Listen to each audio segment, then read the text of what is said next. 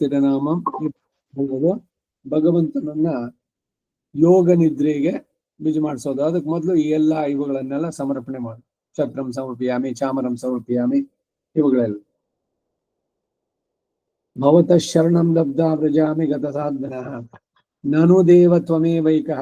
94ನೇ ಪುಟ. ನನು ದೇವ ತ್ವಮೇವೈಕಃ ಸ ಸ್ಥಾವರಚರಂ ಜಗತ್ ಬ್ರಹ್ಮಾದಿ ಸ್ಥಾವರಾಂಗಂಚ ಪರಿಪಾಸಿ ಬಿಭರ್ಷಿತ ಸಂಮರಿಷ್ಯತಿ ಚಾಪ್ಯಂತೆ ರೂಪೈಸ್ತೈಸ್ಥೈರ್ಯತೆಪ್ಸಿತೈಃ ಏನ ತ್ವಂ ಪಾಲ್ಯಸೆ ದೇವಕೇನ ತ್ವಂ ವಿಹನ್ಯಸೆ. ಇದು ಹೊಸ ಪುಸ್ತಕ, ಬಹಳಷ್ಟು ಮಿಸ್ಟೇಕ್ಗಳಾಗಿದೆ. ಅತಸ್ತ್ವಮೇವ ತ್ವಾಂ ದೇವ್ಯೋ ಚಂಡಾದೀಂ ಪಾಲಕಾನಪಿ ಮಾಂಚ ಮಾಮಕಮಪ್ಯೆ ತತ್ಸರ್ವಂ ಗೃಹಮಶೇಷತಃ ಪಾಲಯಿತ್ವಾ ಸಸಂಕಲ್ಪೇಣ ಮಾತ್ರೇಣ ಮಧುಸೂದನ ತ್ವಾಂ ಮಯಾ ತ್ವಯಿ ನಿಕ್ಷಿಪ್ತಂ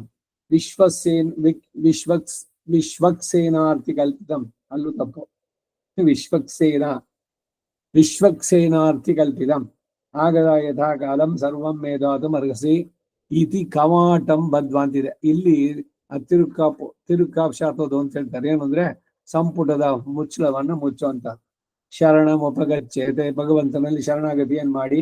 ತತ್ ಪ್ರಕಾರ, ಆ ಪ್ರಕಾರ ಹೇಗೆ ಅಂದ್ರೆ ಸತ್ಯ ಜ್ಞಾನ ಅನಂತ ಆನಂದ ಅಮರ ಸ್ವರೂಪ ಶ್ರೀಯಃಪತೆ ವತ್ಸಲ ಸುಶೀಲ ಸುಲಭ ಸರ್ವಜ್ಞ ಸರ್ವಶಕ್ತಿ ಪರಮಕಾರುಣಿಕ ಕೃತಜ್ಞ ಸ್ಥಿರ ಪರಿಪೂರ್ಣ ಪರಮೋದಾರ ಶುದ್ಧ ಸತ್ವಮಯ ದಿವ್ಯಮಂಗಳ ವಿಗ್ರಹೋಪೇತ ಶ್ರೀಮನ್ ನಾರಾಯಣ ಆದ್ಯಂತ ಕಿಂಚನೋಹಂ ಇತಸ್ತ್ವದಾನುಕೂಲಮೇವ ಕರಿಷ್ಯೆ ತ್ವತ್ಪ್ರಾತಿಕೂಲ್ಯಂ ನ ಕರಿಷ್ಯೆ ಮಮ ಚೈಜ್ಯ ಮಧ್ಯೆ ಸಂಭಾವಿತ ಬುದ್ಧಿಪೂರ್ವಕ ಅಪಚಾರಾಂಗವೈಕಲ್ಯಾದಿ ಪರಿಹಾರೋಪರಕ್ಷಯಾಃ ತ್ವಾಂ ವಿನಾ ಕಲ್ಪಕೋಟಿ ಸಹಸ್ರೇಣಾಪಿ ಸಾಧನಂ ನಾಸ್ತಿ.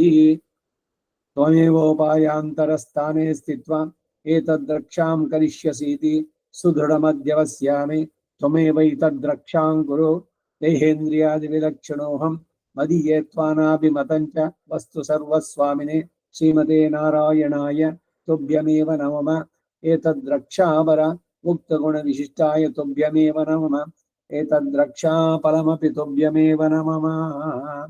ಇದಿಷ್ಟಾದ್ಮೇಲೆ ಕಡೆಯಲ್ಲಿ ಸಾತ್ವಿಕ ತ್ಯಾಗ. ಎಲ್ಲದರಲ್ಲೂ ಕೂಡ ಅಷ್ಟೇ. ಮೊದಲು ಆರಂಭದಲ್ಲಿ ಸಾತ್ವಿಕ ತ್ಯಾಗ, ಸ್ವಪ್ರೀತಿಯೇ ಸ್ವಯಮೇವ ಪ್ರತಿಪಾದಯತಿ. ಕಡೆಯಲ್ಲಿ ಸ್ವಪ್ರೀತಿಯ ಸ್ವಯಮೇವ ಕಾರಿದವ, ನೀನೇ ಮಾಡಿದವನು ಮಾಡಿಸ್ಕೊಂಡವನು ಅಂತ. ಭಗವಾನೇವ ಸ್ವನೀಯಾಮ್ಯ ಸ್ವರೂಪಸ್ಥಿತಿ ಸ್ವಶೇಷತೈಕರಸೇನ ಅನೇನಾತ್ಮನ ಸ್ವಕೀಯಶ್ಚ ದೇಹೇಂದ್ರಿಯಾಂತಃಕರಣೈಃ ಸ್ವಕೀಯ ಕಲ್ಯಾಣತಮದ್ರವ್ಯಮಯಾನ್ ಔಪಚಾರಿಕ ಸಾಂಸ್ಪರ್ಶಿಕ ಸಾಂದೃಷ್ಟಿಕ ವ್ಯವಹಾರಿಕಾದಿ ಸಮಸ್ತ ಭೋಗಾನ್ ಅತಿಪ್ರಬೋಧಾನ್ ಅತಿಪ್ರಿಯತಮಾನ್ ಅತಿ ಸಮಗ್ರಾನ್ ಅತ್ಯಂತ ಭಕ್ತಿಗತಾನ್ ಅಖಿಲ ಪರಿಜನ ಪರಿಚ್ಛದಾನ್ವಿತಾಯ ಸ್ವಸ್ಮೈ ಸ್ವಪ್ರೀತಯೇ ಸ್ವಯಮೇವ ಏತತ್ ಭಗವದಾರಾಧನಾಖ್ಯಂ ಕರ್ಮ ಸ್ವಪ್ರೀತಯೇ ಸ್ವಯಮೇವ ಕಾರಿತವಾನ್ ಸರ್ವಂ ಶ್ರೀ ವಾಸುದೇವಾರ್ಪಣಮಸ್ತು ಅಂತ. ಇಷ್ಟು ಸಾತ್ವಿಕ ತ್ಯಾಗದೊಂದಿಗೆ ಆಗತ್ತೆ. ಅದಾದ್ಮೇಲೆ ಭಗವಂತನ ತೀರ್ಥ ಪ್ರಾಶನೆ, ಆಚಾರ್ಯ ಮಂಗಳಾಶಾಸನ, ಅದರಲ್ಲಿ ಇದೆಲ್ಲ ಹೇಳುವಂತಹದ್ದು. ಜಿತಂತ ಸ್ತೋತ್ರ. ಜಿತಂತ ಸ್ತೋತ್ರ ಅನ್ನೋದು ಈ ಶ್ವೇತ ದ್ವೀಪದ ವಾಸಿಗಳು ಅವರು ಮಾಡಿದಂತ ಪ್ರಾರ್ಥನೆ. 5-6 ಜಿತಂತಗಳಿದೆ. ಪ್ರಥಮ ಜಿತಂತ, ದ್ವಿತೀಯ ಜಿತಂತ ಅಂತ. ಒಂದೊಂದಕ್ಕೂ ಕೂಡ ಬಹಳ ಸುಂದರವಾಗಿದೆ ಅರ್ಥ.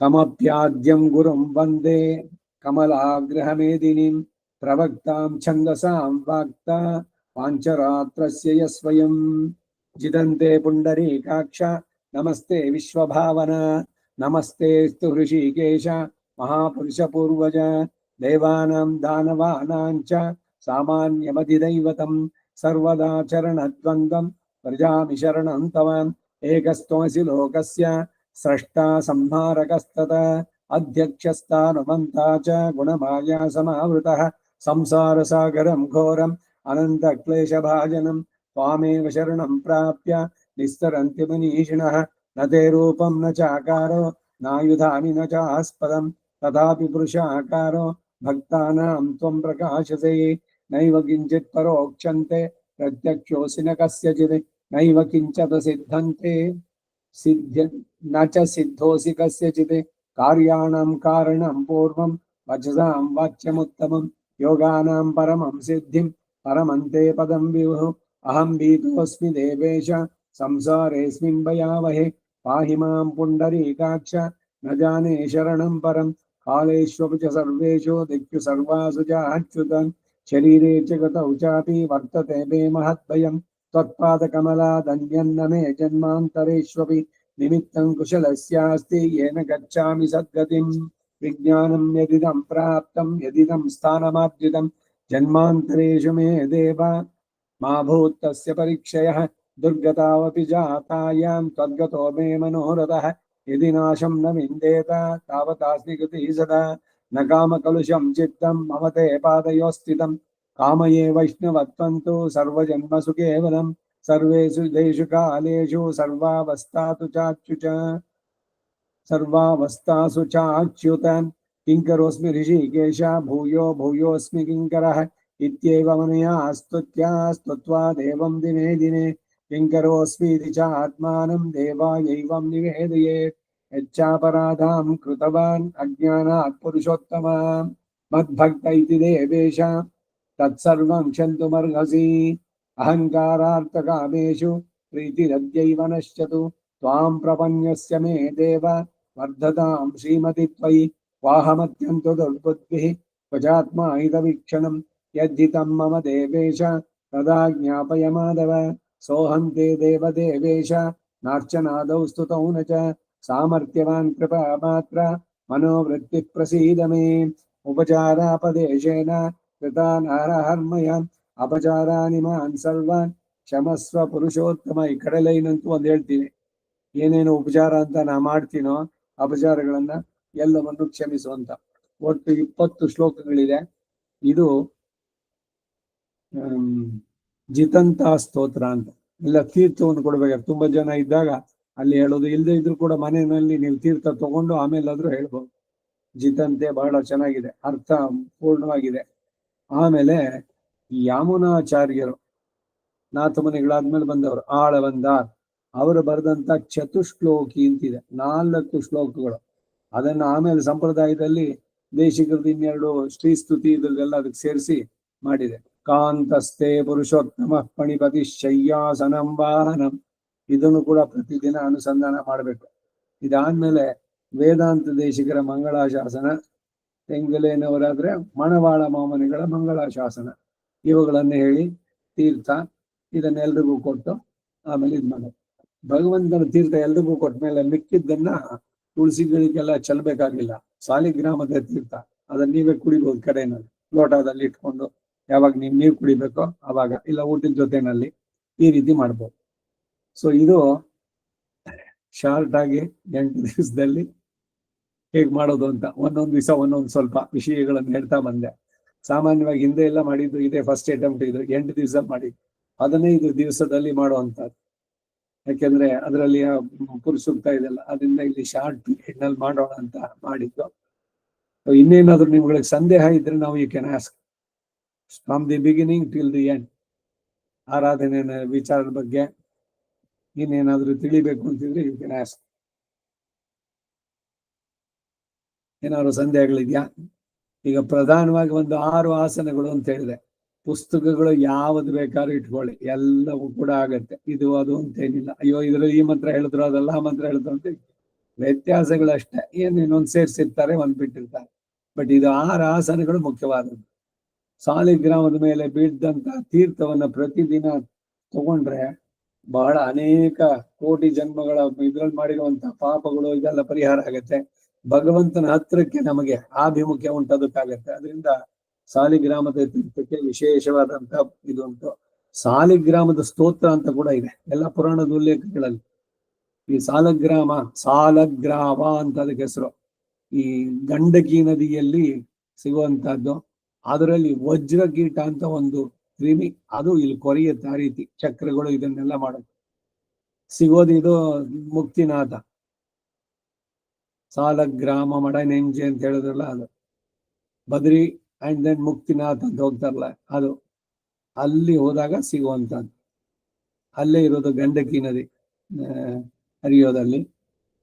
ಫ್ಲೈಟ್ ನಲ್ಲಿ ಹೋಗಿ ಅಲ್ಲಿಂದ ಚೇಂಜ್ ಮಾಡಿ ಇದು ಮಾಡ್ಕೊಂಡು ಹೋಗುವಂಥದ್ದು, ಇಲ್ಲ ಬಸ್ನಲ್ಲಿ ಹೋದ್ರೆ 10-12 ಗಂಟೆ ಆಗುತ್ತೆ.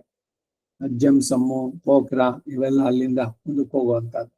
ಗಜಿಯಾಬಾದಿಂದ ಮುಂದಕ್ಕೆ ನೇಪಾಳ್ ಅಲ್ಲಿ ಎಂಟರ್ ಆಗಿ ಅಲ್ಲಿಂದ ಬರುದು. ನೇಪಾಳ್ನಲ್ಲಿ ಇದು ಮಾನಸರೋವರನ್ನೇ. ಮಾನಸ ಸರೋವರ ಇದರಲ್ಲಿ ಬರೋದು ಕೈಲಾಸ್ ಅಂಡ್ ಮಾನಸ ಯಾತ್ರಾ ಇದು ಬರುತ್ತೆ. ಗಂಗೆ ಅಲ್ಲಿಂದ ಬಂದಿದ್ದು ಅಂತ ಗಂಗೋತ್ರಿ, ಮಾನಸ ಗಂಗೋತ್ರಿ ಹೇಳ್ತಾರೆ. ಆ ಮಾನಸ ಸರೋವರದಲ್ಲಿ ಸ್ನಾನ, ಈ ಕೈಲಾಸ ಅದರದ್ದೊಂದು ಪ್ರದಕ್ಷಿಣೆ, ಪ್ರಕ್ರಮ ಇವೆಲ್ಲ. ಆ ಮಾನಸ ಸರೋವರದ ಏನ್ ವಿಶೇಷ ಅಂದ್ರೆ, ಈ ವಿಜಯವಾಡದಲ್ಲಿ ಚಿನ್ನಜಿಯರ್ ಅಂತಿದ್ದಾರೆ. ಮೊದಲು ಹಿಂದಿನವರು ಸೀನಿಯರು ಶ್ರೀಮನ್ ನಾರಾಯಣ ಜಿಯರ್ ಅಂತಿದ್ರು. ಅವ್ರದ್ದು ಇದು ಮಾಡಿ ಅವರು ಚಿನ್ನಜಿಯರ್ ವಿಜಯವಾಡದಲ್ಲಿ ಅವ್ರದೊಂದು ಪತ್ರಿಕೆ ಕೂಡ ಬರುತ್ತೆ, ಭಕ್ತಿ ಇದೊಂದು ಇರ್ಲಿ. ಇವರು ಒಂದು 5 ಟಾಟಾ ಸುಮೋ ಮಾಡ್ಕೊಂಡು ಅಲ್ಲಿ ಹೋಗಿ ಅಲ್ಲಿಂದ ಪ್ರಕ್ರಮ, ಇದೆಲ್ಲ ಪರಿಕ್ರಮ ಅಂತ ಅಂದ್ರೆ ಸುತ್ತೋದು, ನಡೆದು ಎಲ್ಲ ಇದ್ ಮಾಡ್ಕೊಂಡು ಹೋಗೋದು. ಅಲ್ಲಿಂದ ಜೀಪ್ನಲ್ಲಿ ಹೋಗ್ಲಿಕ್ಕೆ ಆಗೋದು. ಆ ಮಾನಸ ಸರೋವರದಲ್ಲಿ ತುಂಬಾ ಡೀಪ್ ಆಗಿ ಏನಿಲ್ಲ ಅದು. ಇವರಲ್ಲಿ ಇದ್ ಮಾಡ್ಬಿಟ್ಟು ರಾತ್ರಿ ಇವರೆಲ್ಲ ಇದ್ದಾಗ ಒಂದಷ್ಟು ಕವರೇಜ್ ಮಾಡಿದ್ರು. ಏನು ಅಂದ್ರೆ, ಮೇಲಿಂದ ಒಂದು ಸ್ಟಾರ್ ಸೀದಾ ಬಂದು ಆ ನೀರೊಳಗಡೆ ಇರ್ತಿದ್ರು. ದೇವತೆಗಳು ಇವರೆಲ್ಲ ಅಲ್ಲಿ ಬರ್ತಾರೆ ಅಂತ, ಯಾರ್ಯಾರು ಯಾವ ರೂಪದಲ್ಲಿ ಬರ್ತಾರೆ ಅಂತ. ಇವರೆಲ್ಲ ಒಂದು ಬ್ರಹ್ಮ ಯಜ್ಞ ಮಾಡಿದ್ದಾರೆ, ಅಗ್ನಿಯನ್ನ ಇದು ಮಾಡಿ ಎಲ್ಲ.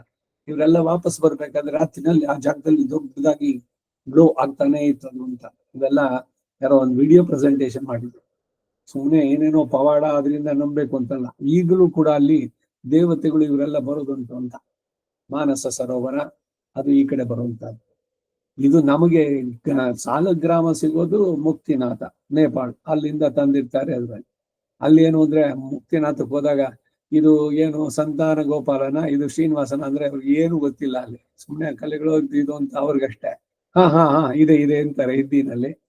ಯಾವುದೇ ಆದ್ರೂ ಕೂಡ ಸಾಲಿಗ್ರಾಮದಲ್ಲಿ ಲಕ್ಷ್ಮೀನಾರಾಯಣನ ಸಾನ್ನಿಧ್ಯ ಇದೆ. ಇನ್ನು ಅದು ಯಾವ ಸಾಲಿಗ್ರಾಮ ಅನ್ನೋದನ್ನ ಹೇಗೆ ಐಡೆಂಟಿಫೈ ಮಾಡ್ಬೇಕು ಅಂದ್ರೆ, ರಂಗಪ್ರಿಯ ಸ್ವಾಮಿಗಳಂತ ಆ ಸ್ಟೇಟಸ್ ಹೋದವರು ಅವ್ರು ಹೇಳಬಲ್ಲು. ಆ ಸಾಲಿಗ್ರಾಮ ಇಟ್ಕೊಂಡ್ರೆ ಆ ಭಗವಂತನ ದರ್ಶನ ಅವ್ರಿಗಾಗತ್ತೆ. ಇದು ಬರಪ್ಪ ಲಕ್ಷ್ಮೀ ನರಸಿಂಹ ಸಾಲಿಗ್ರಾಮ, ಇದು ಸಂತಾನ ಗೋಪಾಲ ಕೃಷ್ಣ ಹೀಗೆ ಹೇಳ್ತಾರೆ. ಸಾಮಾನ್ಯವಾಗಿ ಸಾಲಿಗ್ರಾಮದಲ್ಲಿ ಕೋಲು ತೂತಿರುತ್ತೆ, ರಂಧ್ರಗಳು, ಅದನ್ನ ವದನ ಅಂತ ಹೇಳ್ತಾರೆ, ತೂತು ಅಂತ ಹೇಳೋದು. ತೂತು ಇಲ್ಲದೆ ಇರುವಂತಹ ಸಾಲಿಗ್ರಾಮಗಳಿಗೆ ರೂಕ್ಷ್ಣ ಸಾಲಿಗ್ರಾಮಗಳು ಅಂತ ಹೆಸರು. ಸಾಲಿಗ್ರಾಮದ ಸಂಖ್ಯೆಯಲ್ಲಿ ಒಂದನ್ನು ಇಟ್ಕೊಂಡ್ರೆ ಸಾಕು, ಒಂದು ಇಟ್ಕೊಂಡ್ರು ಸಾಕು, 108 ಇಟ್ಕೊಂಡ್ರು ಎಲ್ಲ, ಅದರಲ್ಲಿ ಏನಾದ್ರು ಇಟ್ಕೊಂಡ್ರೆ ಅಷ್ಟು ಪ್ರಪೋರ್ಷನೇಟ್ ಜಾಸ್ತಿ ಪುಣ್ಯ ಬರುತ್ತೆ, ಅದು ಇದು ಅಂತಿಲ್ಲ. ಪುಣ್ಯದ ಕಾನ್ಸೆಪ್ಟೇ ಇಲ್ಲ ನಮ್ಮಲ್ಲಿ. ಸುಮ್ಮನೆ ಮನಸ್ಸು ಖುಷಿಗೆ ಇಟ್ಕೋಬಹುದು ಅಷ್ಟೇ. 1, 2 ಇರಬಾರ್ದು ಅಂತಾರೆ. 2 ಸಂಖ್ಯೆನಲ್ಲಿ ಸಾಲಿಗ್ರಾಮ. ಅವಾಗ ಏನು ಅಂದ್ರೆ ಅವು ಸೇರಿಸ್ಕೊಳ್ಳಿ, ಇಲ್ಲ ಒಂದೇ ನೀನ್ ಯಾರಿಗಾದ್ರು ಕೊಡಿ ಅಂತಾರೆ. ಹಾಗೆ 4 ಸಾಲಿಗ್ರಾಮಕ್ಕೆ 1 ಕ್ಷೇತ್ರ ಅಂತ.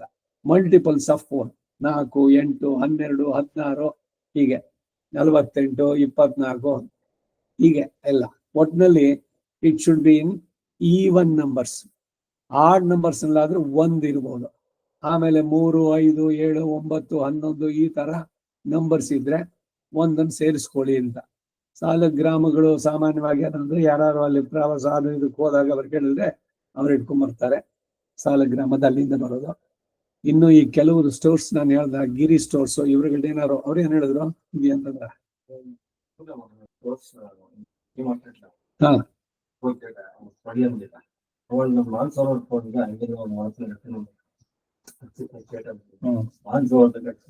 ಮಾನಸ ಸರೋವರ ಅಲ್ಲ, ಇಲ್ಲಿ ಸಿಗುವಂತದ್ದು. ಏನು ಅಂದ್ರೆ ಮೋಸ ಮಾಡ್ತಾರೆ ಎಲ್ಲ ಕೆಲವರು. ಇದೆಲ್ಲ ಇನ್ನೇನ್ ಗೊತ್ತಾ, ಈ ಬದ್ರಿ ಇದಕ್ಕೆ ಹೋಗ್ಬಿಟ್ಟು ಅಲ್ಲಿಂದ ನೇಪಾಳ್ ಕಟ್ಮಂಡುನಲ್ಲಿ ಬಂದಾಗ ಇವರೆಲ್ಲ ಈ ರಂಧ್ರಗಳು ಇದಕ್ಕೆ ಅಂತ ಅವ್ರೇನ್ ಮಾಡಿದ್ದಾರೆ, ಆ ಕಲ್ಲುಗಳನ್ನ ತಂದ್ಬಿಟ್ಟು ಇವರೇ ಕೊರೆದು ಬಿಡ್ತಾರೆ ಮಿಷಿನ್ ನಲ್ಲಿ. ಆ ತರ ಡಿಸೈನ್ ಮಾಡಿದ್ದಾರೆ. ಅದು ಎಷ್ಟು ಯೂನಿಫಾರ್ಮ್ ಆಗಿ ಇದ್ರದ್ದು ಕಾಣಿಸುತ್ತೆ ಅಂತಂದ್ರೆ, ಇದು ಆರ್ಟಿಫಿಷಿಯಲ್ ಅಂತ ಅಲ್ಲಿ ಗೊತ್ತಾಗುತ್ತೆ. ಅದು ಸಹಜವಾಗಿ ಇದಾಗಿರುವಂತದ್ದು. ಈ ಸಾಲಗ್ರಾಮದಲ್ಲಿ ಏನು ಅಂದ್ರೆ, ಮಧ್ಯದಲ್ಲಿ ಚಿನ್ನ, ಗೋಲ್ಡ್ ಡೆಪಾಸಿಟ್ಸ್ ಇದೆ. ಅದಕ್ಕೆ ಅದನ್ನ ಹೊಡಿತಾರ ಅವ್ರ ಮಟ್ಟಿಗೆ ಅದು ಬರೀ ಕಲ್ಲು. ನಮಗೆ ಅದು ಹೊಡೆದ್ರು ಕೂಡ ಒಳಗಡೆ ಇರುತ್ತಲ್ಲ ಚಕ್ರಗಳು ಇದೆ, ಅದನ್ನ ಇದು ಮಾಡ್ಬೋದು. ಆದ್ರೆ ಅದು ಅನೇಕವಾಗಿ ಭಿನ್ನವಾಗಿ ಹೋಗಿದ್ರೆ ಅದನ್ನ ನೀರಿಗೆ ಸೇರಿಸಿ ಇರ್ತಾರೆ. ಅದನ್ನ ಪೂಜೆಗೆ ಅರ್ಹ ಅಲ್ಲ. ಅದ್ ಸಾಮಾನ್ಯ ಒಂದು ಕೆಳಗಡೆ ಬಿದ್ದು 2 ಭಾಗ ಆದ್ರೆ ಯು ಕ್ಯಾನ್ ಈವನ್ ಉಪಯೋಗಿಸ್ಬೋದು ಪೂಜಾ ಇದಕ್ಕೆ ಅಂತ. ಸಾಲಗ್ರಾಮದಲ್ಲಿ ಸದಾ ಭಗವಂತನ ಸಾನ್ನಿಧ್ಯ ಇದೆ ಅಂತ. ಈ ವಿಗ್ರಹಗಳಲ್ಲಿ ನಾವು ಪ್ರತಿಷ್ಠೆ ಇದನ್ನೆಲ್ಲ ಮಾಡೋದು. ಈಗ ಮನೆಯಲ್ಲಿ ಏನಾರು ಜಾತಾಶೌನ ಮೃತಾಶೌಚ, ಈ ಆ ಶೌಚಗಳು ಬಂದ್ರೆ ಅಲ್ಲಿ ಭಗವಂತ ಸಾನ್ನಿಧ್ಯ ಹೊರಟೋಗುತ್ತೆ. ಸಾಲಗ್ರಾಮವನ್ನು ಇಟ್ಕೊಂಡಾಗ ಬಹಳ ಶುದ್ಧವಾಗಿರ್ಬೇಕು ಅನ್ನೋದಂತೂ ಇದೆ. ಈಗ ನಂದಿ ಮಕ್ಕಳಿದ್ದಾರೆ, ಹೆಣ್ಮಕ್ಳು ವಯಸ್ಸಿಗೆ ಬಂದವರು ಅಥವಾ ಪತ್ನಿನೇ ಆಗ್ಲಿ, out of doors they don't observe, ಅವೆಲ್ಲ ಮಾಡಿದಾಗ ಅಲ್ಲೆಲ್ಲ ಭಗವಂತನ ಸಾನ್ನಿಧ್ಯ ಇರೋದಿಲ್ಲ. ಅದಕ್ಕಾಗಿ ಇದೆಲ್ಲ ಹೇಳೋದು, ಅವ್ರು ಸಪರೇಟ್ ಆಗಿರ್ಬೇಕು, ಅಲೂಫ್ ಆಗಿರ್ಬೇಕು, ಇವೆಲ್ಲ. ಈಗೆಲ್ಲ ಇದೆಲ್ಲ ಹೇಳಕ್ ಹೋದ್ರೆ ಏನೇನೋ ವಿಚಿತ್ರವಾಗಿ ಹೇಳ್ತೀರಿ, ಈಕ್ವಾಲಿಟಿ ಮತ್ತು ಉಚಿತನ ಅದು ಇದು ಅಂತ ಈಗಿನವರ ಟ್ರೆಂಡ್. ಬಟ್ ಆಕ್ಚುಲ್ ಇರುವಂತಹದ್ದು ಹೆಣ್ಣಿಗೆ ಸೇಫ್ ಮಾಡೋದಕ್ಕಾಗಿ ಮಾಡಿದ್ದಂತಹದ್ದು ನಮ್ಮ ಸಂಸ್ಕೃತಿನಲ್ಲೆಲ್ಲ ಬಹಳ ಗೌರವವನ್ನು ಕೊಟ್ಟು ಆ ದಿವಸಗಳಲ್ಲಿ ಅದಕ್ಕೆಲ್ಲ ಏನು ಅಂದ್ರೆ ವೇದದಲ್ಲಿ ಇದೆ, ವೇದದ ಮಾತುಗಳನ್ನಿದೆ. ಇವನು ಪುರುಷ, ಅವನು ಸ್ತ್ರೀ, ಇಬ್ರು ಕೂಡ ಆತ್ಮರು ಅಷ್ಟೇ ಕನ್ಸಿಡರ್ ಮಾಡೋದು. ಇವರು ಸುಪೀರಿಯರ್, ಅವರು ಇನ್ಫೀರಿಯರ್ ಅಂತಿಲ್ಲ. ಆದ್ರೆ ಪುರುಷನಿಗೆ ವಿಹಿತವಾದಂತಹ ಕೆಲವು ಕೆಲಸಗಳಿವೆ, ಸ್ತ್ರೀಗೆ ವಿಹಿತವಾದಂತಹ ಕೆಲಸಗಳು. ಮಕ್ಕಳನ್ನ ಇಡೋದು, ಅವಳ ಗರ್ಭವನ್ನು ಧರಿಸೋದು. ಯಾಕೆ ಪುರುಷ ಯಾಕೆ ಧರಿಸಬಾರ್ದು ಅಂತಂದ್ರೆ ಸೃಷ್ಟಿಯ ಕ್ರಮದಲ್ಲಿ ಬರುವಂತದ್ದು. ಹಾಗೆ ಇವನಿಗೆ ಯಜ್ಞ ಯಾಗಗಳು ಇವುಗಳೆಲ್ಲ ಇವನಿಗೆ ವಿಹಿತಿದ್ದು, ಅವಳು ಅದಕ್ಕೆಲ್ಲ ಪೂರಕವಾಗಿರ್ಲಿ ಅಂತ. ಹಾಗಾಗಿದ ತಕ್ಷಣ ಅದು ಕಡಿಮೆ, ಅದು ಸಬಾರ್ಡಿನೇಟು, ಇದೆಲ್ಲ ಅಲ್ಲ. ಆ ಕಾನ್ಸೆಪ್ಟ್ ಇಲ್ಲದೆ ಇಲ್ಲ. ಇದು ಏನಾಗಿದೆ ಅಂದ್ರೆ ತುಂಬಾ ಅತಿಯಾಗಿ ಹೆಚ್ಚಿಗೆ ಮಾಡಿ ಮಾಡಿ ಅದು ತಂದೆ ತಾಯಿಯರು ಮಕ್ಕಳ ಬಗ್ಗೆ ಪ್ರೀತಿ ಇರಬೇಕು. ನನಗೇನು ಹೆಣ್ಮಕ್ಳ ಮೇಲೆ ದ್ವೇಷ ಇಲ್ಲ, ಆದ್ರೆ ಅಂಕಿನಲ್ಲೂ ಇರಬೇಕು. ಈಗ ಬೆಳಗ್ಗೆ 3 ಕಾಲಿಗೆ ಅಳಘನ್ ಮುರುಘನ್ ಅಂತ ಒಂದು ಇದ್ರಲ್ಲಿ ಬರ್ತಾ ಇದೆ.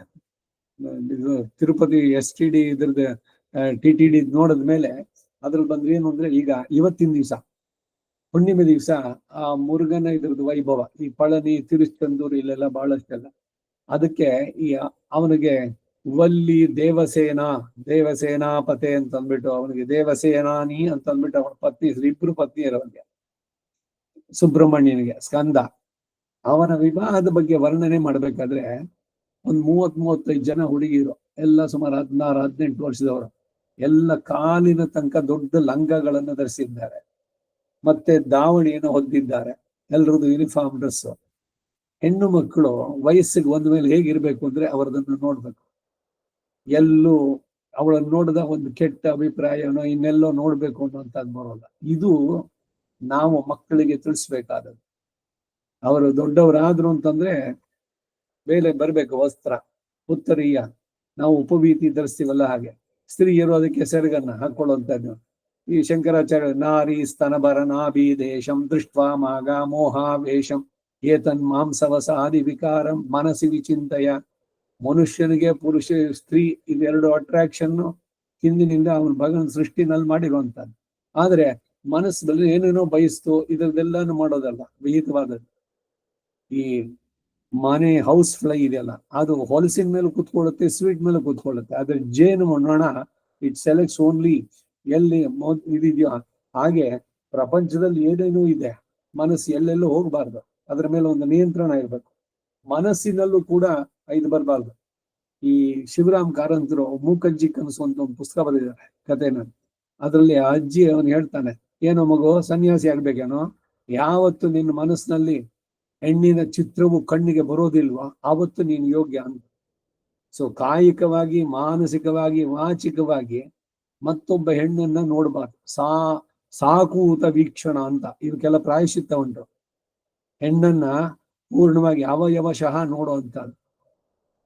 ಅಂಗಸೌಟವ ಹೀಗಿದೆ ಹಾಗಿದೆ ಅಂತ ಮಾತಾಡೋದು, ಇವೆಲ್ಲನೂ ಕೂಡ ಅಷ್ಟೇ ವಾಚಿಕವಾಗಿ ಮಾಡೋ ಅಪಚಾರಗಳು. ತನ್ನ ಪತ್ನಿಯನ್ನ ಒಬ್ಬನ್ನ ಬಿಟ್ಟು ಮಿಕ್ಕವರನ್ನೆಲ್ಲ ಗೌರವದಿಂದ ತಾಯಿಯ ಭಾವದಲ್ಲಿ ನೋಡು. ಈಗ ತಾಯಿ ಹತ್ರ ಯಾರಿಗಾರು ಈ ಕಾಮದ ಬಯಕೆಗಳು ಇದನ್ನಾರು ಬರುತ್ತಾ? ಹಾಗೆ ಶುದ್ಧವಾಗಿರ್ಬೇಕು ಪುರುಷನಾದವನು. ಸ್ತ್ರೀಯರು ಕೂಡ ಅದಕ್ಕೆ ಸರಿಯಾಗಿ ಬಿಹೇವಿಯರ್ ಇರಬೇಕು.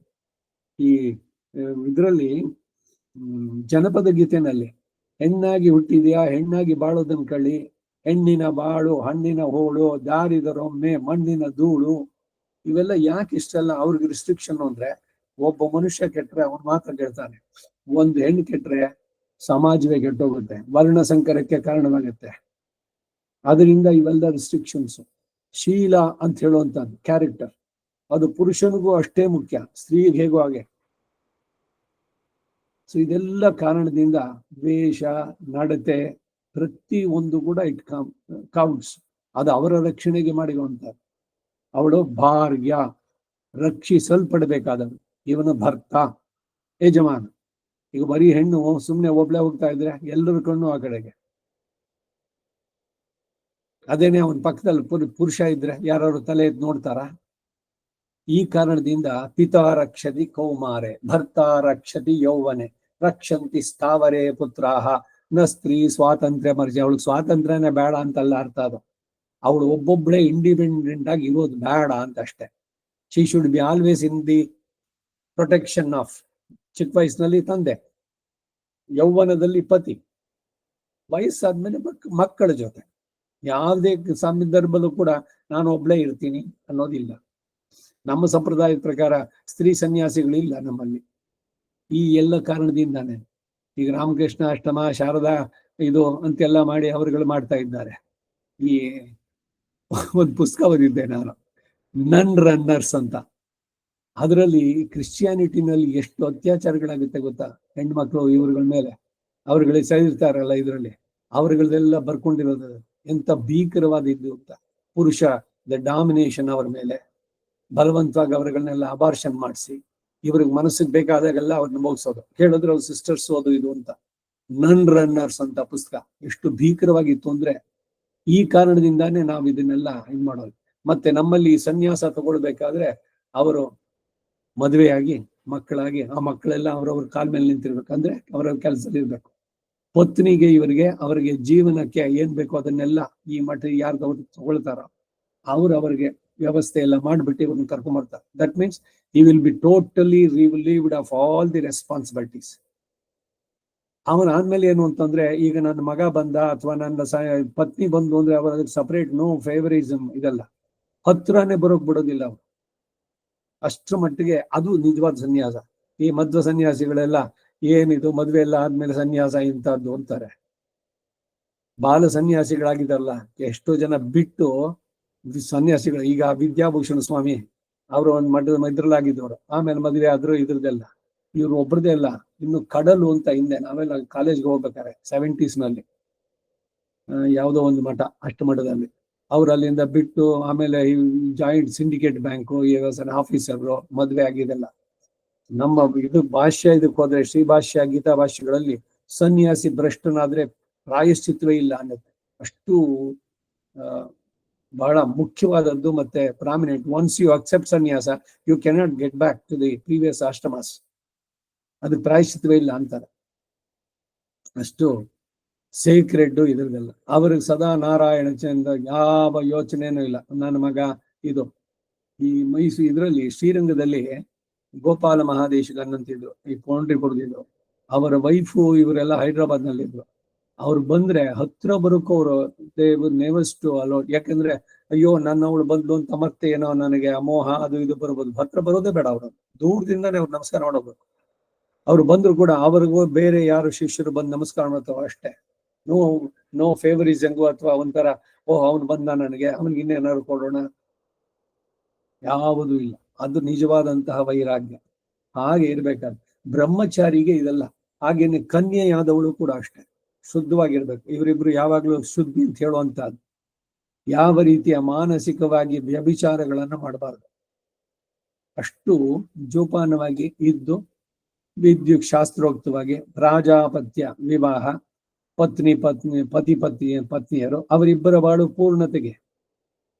ಬರೀ ಒಬ್ಬ ಮನುಷ್ಯನೇ ಆದ್ರೆ ಅವನು ಪೂರ್ಣನಲ್ಲ, ಅಥವಾ ಬರೀ ಹೆಣ್ಣು ಅವಳಿದ್ರೆ ಅವಳಿಗೆ ಪಿತೃಲೋಕವೇ ಇಲ್ಲ ಅಂತಾರೆ. ಇವೆಲ್ಲ ಸ್ಮೃತಿಗಳಲ್ಲಿ ಇದ್ರಲ್ಲಿ ಹೇಳಿರೋದು. ಆ ರೀತಿನಲ್ಲಿ ಬಾಳಿದರೆ ನಮ್ಮ ಬಾಳು ಚೆನ್ನಾಗಿರೋದು. ಅದಕ್ಕಾಗಿ ಪ್ರತಿಯೊಬ್ಬರಿಗೂ ವಿಧಿಸಿರುವಂತ ಬ್ರಹ್ಮಚರ್ಯ ಕರ್ಮ ಇದುಗಳು ರೆಸ್ಪಾನ್ಸಿಬಿಲಿಟೀಸು. ಗೃಹಸ್ಥನಾಗಿ ಅವನ ಕರ್ಮ, ಗೃಹಿಣಿಯಾಗಿ ಇವಳ ಇದು ಏನೇನು ಡ್ಯೂಟೀಸು, ಧರ್ಮಗಳು ಒಬ್ಬೊಬ್ರದು. ಬ್ರಹ್ಮಚರ್ಯ, ವಾನಪ್ರಸ್ಥ ಇವೆಲ್ಲ ಒಂದೊಂದರಲ್ಲೂ ಹೇಳೋದು. ಅದರಿಂದ ಶ್ರುತಿ ಸ್ಮೃತಿಗಳಲ್ಲಿ ಹೇಳಿದಂತೆ ನಮ್ಮ ಜೀವನ ನಡೆಸಿದ್ರೆ ಇಲ್ಲೂ ಕೂಡ ನಾವು ಚೆನ್ನಾಗಿರ್ಬೋದು. ಈ ಅಧ್ಯಾತ್ಮವನ್ನ ಫಾಲೋ ಮಾಡಿದ್ರಿಂದ ನೀವು ಇಲ್ಲಿನ you have been deprived of the whatever the ಭೋಗಗಳಿದೆಯೋ, ಎಂಜಾಯ್ಮೆಂಟ್ಸು ಎಲ್ಲೂ ಬೇಡ ಅಂತ ಹೇಳಿಲ್ಲ. ಮಾಲ್ಗೂ ಹೋಗಿ ಸಿನಿಮಾನು ನೋಡಿ ಮತ್ತೊಂದು ಮಾಡಿ, ಆದ್ರೆ ಎಲ್ಲ let it be in the limits. ಯುಕ್ತಾಹಾರ ವಿಹಾರಸ್ಯ ಯುಕ್ತ ಚೇಷ್ಟಸ್ಯ ಕರ್ಮಸು. ಭಗವದ್ಗೀತೆಯಲ್ಲಿ ಕೃಷ್ಣ ಹೇಳುವ ಮಾತಿದ, ಎಲ್ಲದರಲ್ಲೂ ಲಿಮಿಟ್ಸ್ ಇರಲಿ, ಹಿತವಿರಲಿ ಎಲ್ಲದರಲ್ಲೂ ಕೂಡ. ಪತ್ನಿಯನ್ನ ಅವಳೆ ಅಂತ ಯಾವಾಗಲೂ ಬೋಗಿಸೋದಲ್ಲ. ಅವಳಿಗೆ ಇಷ್ಟ ಇಲ್ದಲ್ಲಿದ್ದಾಗ ನೀವು ಬಲವಂತ ಮಾಡಿದ್ರೆ ಇಟ್ ಅಮೌಂಟ್ಸ್ ಟು ರೇಪ್ ಅಂತಿದೆ. ಇನ್ನ ವೈಫೇನೆ, ವಿದ್ಯುಕ್ತವಾಗಿ ಮದುವೆಯಾದವಳೇನೆ. ಸೊ ಎಲ್ಲದಕ್ಕೂ ಕೂಡ ಲಿಮಿಟೇಷನ್ಸ್. ಪ್ರತಿಯೊಂದು ಕೂಡ. ಇವಾಗ ಆಹಾರ ಸ್ವೀಟ್ ಚೆನ್ನಾಗಿದೆ ಅಂತ ಇಟ್ಟು ಸಿಕ್ಕಾಪಟ್ಟೆ ತಿಂದ್ರೆ ವಿಶ್ವ ಆಗುತ್ತದೆ. ಸಕ್ಕರೆ ಪೊಂಗಲ್ ನಿಮ್ಗೆ ತುಂಬಾ ಇಷ್ಟ, ಸರಿ ತಿನ್ನಿ 4-5, ಆಮೇಲೆ ಏನು ಅಜೀರ್ಣ ಅದು ಇದು ಒದ್ದಾಡಿ. ಇಡೀ ಚೇಪೆ ಕಾಯಿಗಳ ತಡಬಡನೆ ನುಂಗುವುದು, ಆಮೇಲೆ ಹೊಟ್ಟೆ ನೋವು ಬಂದಾಗ ಹರಳೆಣ್ಣೆ ಕುಡಿಯುವುದು, ಇದೇನ್ ಒಣ ರಗಳೆ ಅಂತಾನೆ. ಹಿತವಿರಲಿ ಎಲ್ಲದರಲ್ಲೂ. ಹಾಗೆ ಶಾಸ್ತ್ರಗಳಲ್ಲಿ ಹೇಳಿರುವಂತಹದ್ದು ನಮ್ಮ ಒಳಿತಿಗಾಗಿ, ಅದರಂತೆ ಜೀವನ ನಡೆಸಿದ್ರೆ ಬಹಳ ಚೆನ್ನಾಗಿರುತ್ತೆ. ತಂದೆ ತಾಯಿಯರ ವಾತ್ಸಲ್ಯ ಮಕ್ಕಳ ಮೇಲೆ ಏನಿದೆಯೋ ಅದಕ್ಕೆ ಸಹಸ್ರ ಪಟ್ಟು ವಾತ್ಸಲ್ಯ ತಮಂ ಶಾಸ್ತ್ರಂ ತಸ್ಮಾತ್ ಶಾಸ್ತ್ರಂ ಪ್ರಮಾಣಂತೆ ಕಾರ್ಯ ವ್ಯವಸ್ಥಿತವು. ಭಗವದ್ಗೀತೆಯಲ್ಲಿ ಕೃಷ್ಣಾರ್ಜುನ್ ಹೇಳ್ತಾರೆ. ಯಾವುದವಾಗಿ ಈಗ ನಾನು ಭಗವಂತನ ನಂಬ್ತೀನಿ, ಆದ್ರೆ ಶಾಸ್ತ್ರವನ್ನು ನಂಬಲ್ಲ ಅಂತಂದ್ರೆ, ನನ್ನ ಹತ್ರ ಕಾರ್ ಇದೆ, ನಾನು ಹೆಂಗ್ ಬೇಕಾದ್ರೂ ಓಡಿಸ್ತೀನಿ, ನಂದು ಕಾರು, ಯಾರ್ದೋ ಗುರ್ತೀನಿ, ಇಲ್ಲ ಇನ್ಯಾರ ಮೇಲೋ ಬಿಡ್ತೀನಿ, ಇದೆಲ್ಲ ಸರಿಯಾಗುತ್ತೋ? ಸ್ವಾತಂತ್ರ್ಯ ಇದೆ, ನಿಮ್ದೇ ಕಾರು, ನೀವು ಯಾವ್ದು ಬೇಕಾದ್ರೂ ತಗೊಳ್ಳಿ. 5 ಲಕ್ಷ ತಗೊಳ್ತಿರೋ, 50 ಲಕ್ಷದ್ದೋ, ಇಲ್ಲ 5 ಕೋಟಿದೋ, ಇಟ್ ಈಸ್ ಯುವರ್ಸ್. ಆದ್ರೆ ಅದನ್ನ ನಡೆಸ್ಬೇಕಾದ್ರೆ there are some discipline, rules follow ಮಾಡಬೇಕು. ಟ್ರಾಫಿಕ್ ರೂಲ್ಸ್ ಎಲ್ಲ ವೈಲೇಟ್ ಮಾಡಿದ್ರೆ ಹೇಗಾಗುತ್ತೆ, ಹಾಗೆ ಈ ಟ್ರಾಫಿಕ್ ರೂಲ್ಸ್ ತರ ಬಾಳಿನಲ್ಲಿ ಬಾಳ್ಬೇಕಾದ್ರೆ ಅದಕ್ಕೆ ಬಂದಿರುವಂತ ಶಾಸ್ತ್ರ, ಅದು ಪ್ರೀತಿಯಿಂದ ಮಾಡಿರುವಂತಹದ್ದು ಭಗವಂತ. ಆ ರೀತಿ ಆಡಿಸ್ಬೇಕು. ಸೊ ಹಾಗಾಗಿ ಬ್ರಾಹ್ಮಣನಾದವನಿಗೆ ವೇದವನ್ನು ಕಲಿಬೇಕು ಅನ್ನೋದು ಇಟ್ಸ್ ಎ ಮಸ್ಟ್. ಸ್ವಾಧ್ಯಾಯೋ ಅಧ್ಯೇತವ್ಯ. ಮತ್ತೆ ಇವನ ಪಂಚ ಋಣಗಳನ್ನ ತೀರಿಸ್ಕೊಳ್ಳೋದಕ್ಕಾಗಿ ದೇವಯಜ್ಞ ಅಂತಂದ್ರೆ ಇದು ಭಗವದ್ ಆರಾಧನೆ. ಬ್ರಹ್ಮಯಜ್ಞ ಅಂದ್ರೆ ವೇದವನ್ನ ಹೇಳುವಂತಹದ್ದು. ಮನುಷ್ಯ ಯಜ್ಞ ಅಂದ್ರೆ ಹಸಿದವರಿಗೆ ಅನ್ನವನ್ನ ನೀಡುವಂಥದ್ದು. ಭೂತ ಯಜ್ಞ ಅಂದ್ರೆ ಪ್ರಾಣಿಗಳಿಗೆ ಪಕ್ಷಿಗಳಿಗೆ ಆಹಾರವನ್ನ ನೀಡೋದು. ನಾಯಿನ ಮನೆಯಲ್ಲಿ ಸಾಕೋದು ಬೇಡ, ಆದ್ರೆ ಬೀದಿನಲ್ಲಿರೋ ನಾಯಿಗೆ ಒಂದ್ ಸ್ವಲ್ಪ ಅನ್ನ ಹಾಕಿ ಅದು ಮನೆಯಲ್ಲಿ ಇಟ್ಕೊಂಡು ಮೈ ಮೇಲೆ ಇಟ್ಕೊಂಡು, ಇಲ್ಲ ಅದನ್ನ ಮುಟ್ಟಿದ್ರೆ ಹೋಯ್ತು, ನಿಮ್ಮ ಸಾತ್ವಿಕತೆ ಹೋಗುತ್ತೆ ಅಂತ. It drains of. ಕನಿಷ್ಠ ಪಶೂನಾಂ, ಕತ್ತೆ ಮತ್ತೆ ಪ್ರಾಣಿ, ಇದು ನಾಯಿ ಇದೆಯಲ್ಲ, ನಾಯಿಯ ಚರ್ಮ ತಗುಲಿದ್ರೇನೆ ಅಷ್ಟು ಅಂತ. ಬೆಕ್ಕು ಅಷ್ಟೇ. ಇನ್ನೊಂದು ಪುರಾಣದ ಉಲ್ಲೇಖದಲ್ಲಿ ಹೇಳ್ತಾ ಇದ್ರು, ಹಸು ಒಂದನ್ನ ಆಸ್ ಎ ಪೆಟ್ ಎನಿಮಲ್ ನೀವು ಸಾಕ್ಬೋದು. ಗೋ ಸೇವೆ ಇವುಗಳೆಲ್ಲ ಬಹಳ ಶ್ರೇಷ್ಠ. ಬೆಳಗಾಗೆ ತಕ್ಷಣ ಗೋ ಪೂಜೆ ಮಾಡುವಂಥದ್ದು, ಪ್ರದಕ್ಷಿಣೆ ಮಾಡೋದು, ಮಂಗಳಂ ಸ್ಪರ್ಶನಂ ದರ್ಶನಂಚ ಅಂತ. ಗೋಮಾತೆಯನ್ನ ಯಾಕೆ ಗೋಗೆ ಅಂತಂದ್ರೆ, ಗೋವಿನಲ್ಲಿ ಎಲ್ಲ ದೇವತೆಗಳು ಇದ್ದಾರೆ. ಗೋ ಬ್ರಾಹ್ಮಣೇಭ್ಯ ಶುಭಮಸ್ತು ನಿತ್ಯಂ. ಯಾಕೆ ಶ್ವಾನೇಭ್ಯ ಅಂತ ಯಾಕೆ ಹೇಳಿಲ್ಲ? ನಾಯಿನೋ ಇಲ್ಲ ಬೆಕ್ಕನೋ ಅವೆಲ್ಲ ಶಪಿಸತ್ವಂತೆ, ನೀವು ಅದನ್ನ ಮತ್ತೆ ಈ ಪಂಜರದಲ್ಲಿ ಪಕ್ಷಿಗಳನ್ನ ಇಡೋದು, ಈ ಆಕ್ವೇರಿಯಲ್ಲಿ ಫಿಶ್ಗಳನ್ನ ಇಡೋದು, ಮೀನುಗಳನ್ನ, ಇವೆಲ್ಲ ಅಲ್ಲ. ಅವೆಲ್ಲ ಅವುಗಳ ಜಾಗದಲ್ಲಿ ಸ್ವಾತಂತ್ರ್ಯವಾಗಿ ಮುಕ್ತವಾಗಿರ್ಬೇಕು. ನೀವು ಪಂಜರದಲ್ಲಿ ಇಟ್ಬಿಟ್ಟು ದಿವಸಾಲು ಸೇಬು ಇದುಗಳನ್ನೇ ಹಾಕಿದ್ರು ಕೂಡ ಅದಕ್ಕೆ ಆ ಸ್ವಾತಂತ್ರ್ಯ ಇದೆಯೋ? ಸೊ ಅದರಿಂದ ಪ್ರಾಣಿಗಳ ಬಗ್ಗೆ ಅನುಕಂಪ ಇರಬೇಕು. ಭೂತಯಜ್ಞ. ಅದಕ್ಕಾಗಿ ಪ್ರತಿದಿನ ಒಂದ್ ಸ್ವಲ್ಪ ಅನ್ನ, ಅದಕ್ಕೊಂದಿಷ್ಟು ಮೊಸರು ಅದನ್ನ ಹಾಕ್ಬಿಟ್ಟು ಮೇಲೆ ತಗೊಂಡೋಗಿಡೋ. ಪಿತೃದೇವತೆಗಳು ನಿಮ್ ತಂದೆನೆ ಕಾಗೆ ರೂಪದಲ್ಲಿ ಬರ್ತಾರೆ ಅಂತಲ್ಲ, ಯಾವುದೇ ಪ್ರಾಣಿಗಳು ಪಿಂಡ ಪ್ರದಾನ ಇದು ಮಾಡ್ಬೇಕಾದ್ರೆ ಪಿತೃರೂಪದಲ್ಲಿ ಬರ್ತಾರೆ. ಯಾಕೆ ಕಾಗೆ ರೂಪದಲ್ಲಿ ಬರ್ಬೇಕವರು? ಇದಕ್ಕೆ ಕೂಡ ಉತ್ತರ ರಾಮಾಯಣದಲ್ಲಿ ಉಲ್ಲೇಖ ಬರುತ್ತೆ. ಈ ರಾವಣ ಎಲ್ರ ಮೇಲೂ ನಾನು ವಿಜಯವನ್ನು ಸಾಧಿಸ್ತೀನಿ ಅಂತ ತಪಸ್ ಮಾಡ್ದ, ಬ್ರಹ್ಮ ಎಸ್ ಅಂದ. ಇವನು ದೇವಲೋಕಕ್ಕೆ ಇದಕ್ಕೆಲ್ಲ ಬಂದಾಗ ಇಂದ್ರ ನವಿಲಿನಲ್ಲಿ ಅಡಗಿಕೊಂಡ, ಪಿತೃದೇವತೆಗಳು ಕಾಗೆನಲ್ಲಿದ್ರು. ಹೀಗೆ ಒಬ್ಬೊಬ್ರು ಒಂದೊಂದು ಇದ್ದಿದ್ರಿಂದ ಅದರಿಂದ ಆಯಾಯ ಪ್ರಾಶಸ್ತ್ಯಗಳು ಬಂದಿದೆ. ಕಾಗೆಯ ಸ್ವಭಾವದಲ್ಲೂ ಅಷ್ಟೇ, ಅದು ಒಂದೇ ತಿನ್ನೋಲ್ಲ. ಆಹಾರ ಸಿಕ್ಕ ತಕ್ಷಣ ಕಾ ಅಂತ ಎಲ್ಲರನ್ನು ಕರಿಯುತ್ತೆ. ಒಂದೊಂದಕ್ಕೂ ಇರೋದು ಆ ರೂಪದಲ್ಲಿ ಅಂತ. ಅಲ್ಲೇ ಬರ್ತಾರೆ ಅಂತಾನೂ ಇಲ್ಲ, ಅದೃಶ್ಯರಾಗಿ ಪಿತೃದೇವತೆಗಳು ಇದ್ ಮಾಡ್ತಾರೆ. ಸಾಮಾನ್ಯವಾಗಿ ಕಾಗೆಗಳಿಗೆ ವಾಯಸಾ ದದ್ಯಾತ್ ಅಂತ. ಈ ಪ್ರತಿದಿನ ನಾವು ವೈಶ್ವದೇವ ಅಂತ ಮಾಡ್ಬೇಕಾದ್ರೆ ಅಲ್ಲಿ ಅಗ್ನಿ ಪ್ರತಿಷ್ಠೆ ಮಾಡಿದ್ರೆ ಪ್ರತಿದಿನ ಕಾಗೆಗಳಿಗೊಂದ್ ಸ್ವಲ್ಪ ಅನ್ನ ಹಾಕ್ಬೇಕು, ನಾಯಿಗಳಿಗೊಂದ್ ಸ್ವಲ್ಪ ಹಾಕ್ಬೇಕು, ಪಕ್ಷಿಗಳಿಗೊಂದ್ ಸ್ವಲ್ಪ ಹಾಕ್ಬೇಕು. ಇವೆಲ್ಲ ಅದ್ರಲ್ಲಿ ಬರ್ತದೆ ಆಹುತಿಗಳು. ವೈಶ್ವದೇವದಲ್ಲಿ ವೈಶ್ವದೇವೇನ ಯಕ್ಷೆ ಅಂತ ಬೆಳಗ್ಗೆ ಸಂಜೆ 2 ಹೊತ್ತು, ಸಂಜೆ ಚಿಕ್ಕದಾಗಿ 7 ಆಹುತಿಗಳು ಬರುತ್ತಷ್ಟೇ. ಇದೆಲ್ಲ ವೈಶ್ವದೇವದಲ್ಲಿ ಬರುತ್ತೆ. ಸೊ ಒಟ್ಟಿನಲ್ಲಿ ಭಗವದ್ ಆರಾಧನೆ ಪ್ರತಿದಿನ ಮಾಡುವಂತಹದ್ದು ನೀವು ಸಂಗ್ರಹವಾಗಿ ಮಾಡ್ತೀರೋ ದೊಡ್ಡದಾಗಿ ಮಾಡ್ತೀರೋ ಒಟ್ನಲ್ಲಿ ಪ್ರತಿದಿನ ಏನೂ ಆಗ್ಲಿಲ್ಲ, ಬರೀ ಒಂದ್ 4 ಅಷ್ಟಾಕ್ಷರಿ ಹೇಳಿ, 4 ಆಸನ, 2 ಅಥವಾ 4 ಲೈನ್ ಪುರುಷ ಸೂಕ್ತ ಹೇಳಿ, ಅಷ್ಟೇ ಸಾಕು. ಆಮೇಲೆ ವರ್ಷ ಇಡೀ ಊದ್ಕಡ್ಡಿ ಹಚ್ಚಿ ಎಲ್ಲ ಪೂಜೆ ಮಾಡೋದು ಇದೆಯಲ್ಲ ಮಿನಿಮಮ್, ಮಂಗಳಾರತಿ ಇವುಗಳನ್ನ ಮಾಡಿ, ನಮಸ್ಕಾರ ಮಾಡಿ, ತೀರ್ಥ ಸ್ವೀಕಾರ ಮಾಡಿ ಹೊರಡಿ. ಯಾವ ಟೈಮ್ ಇದೆಯೋ ಆಸಕ್ತಿಯಿಂದ ಕೂತ್ಕೊಂಡು ಎಲ್ಲದನ್ನು ಮಾಡಿ. ಆ ಥರದ ಇನ್ನೇನೇನೋ ಸಂದೇಹಗಳಿದ್ರೆ ಹೇಳಿ. Any doubts that you have?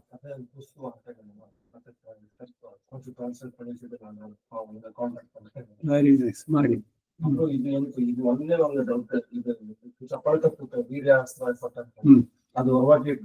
Basic ಆಗಿ ಏನು ಅಂದ್ರೆ ಅದ್ರಲ್ಲಿ ಏನು ಇದರಿಂದ ಇದೇನೋದು, ಈಗ ಆಚಮನ ಮಾಡ್ಬೇಕಾದ್ರೆ 3 ಸಲ ತಗೊಂಡಿದ್ ಮಾಡ್ತೀವಿ, ಇಲ್ಲ ಬಾಯಿ ಮುಕ್ಕಳಿಸೋದು 32 ಸಲ ಬಾಯಿ ಮುಗಿ 28 ಆಯ್ತು 30 ಆಯ್ತು ಅಂತ ಅಷ್ಟೊಂದು ತೀವ್ರವಾಗಿ ಏನು ಅನ್ಕೋಬೇಕಾಗಿಲ್ಲ.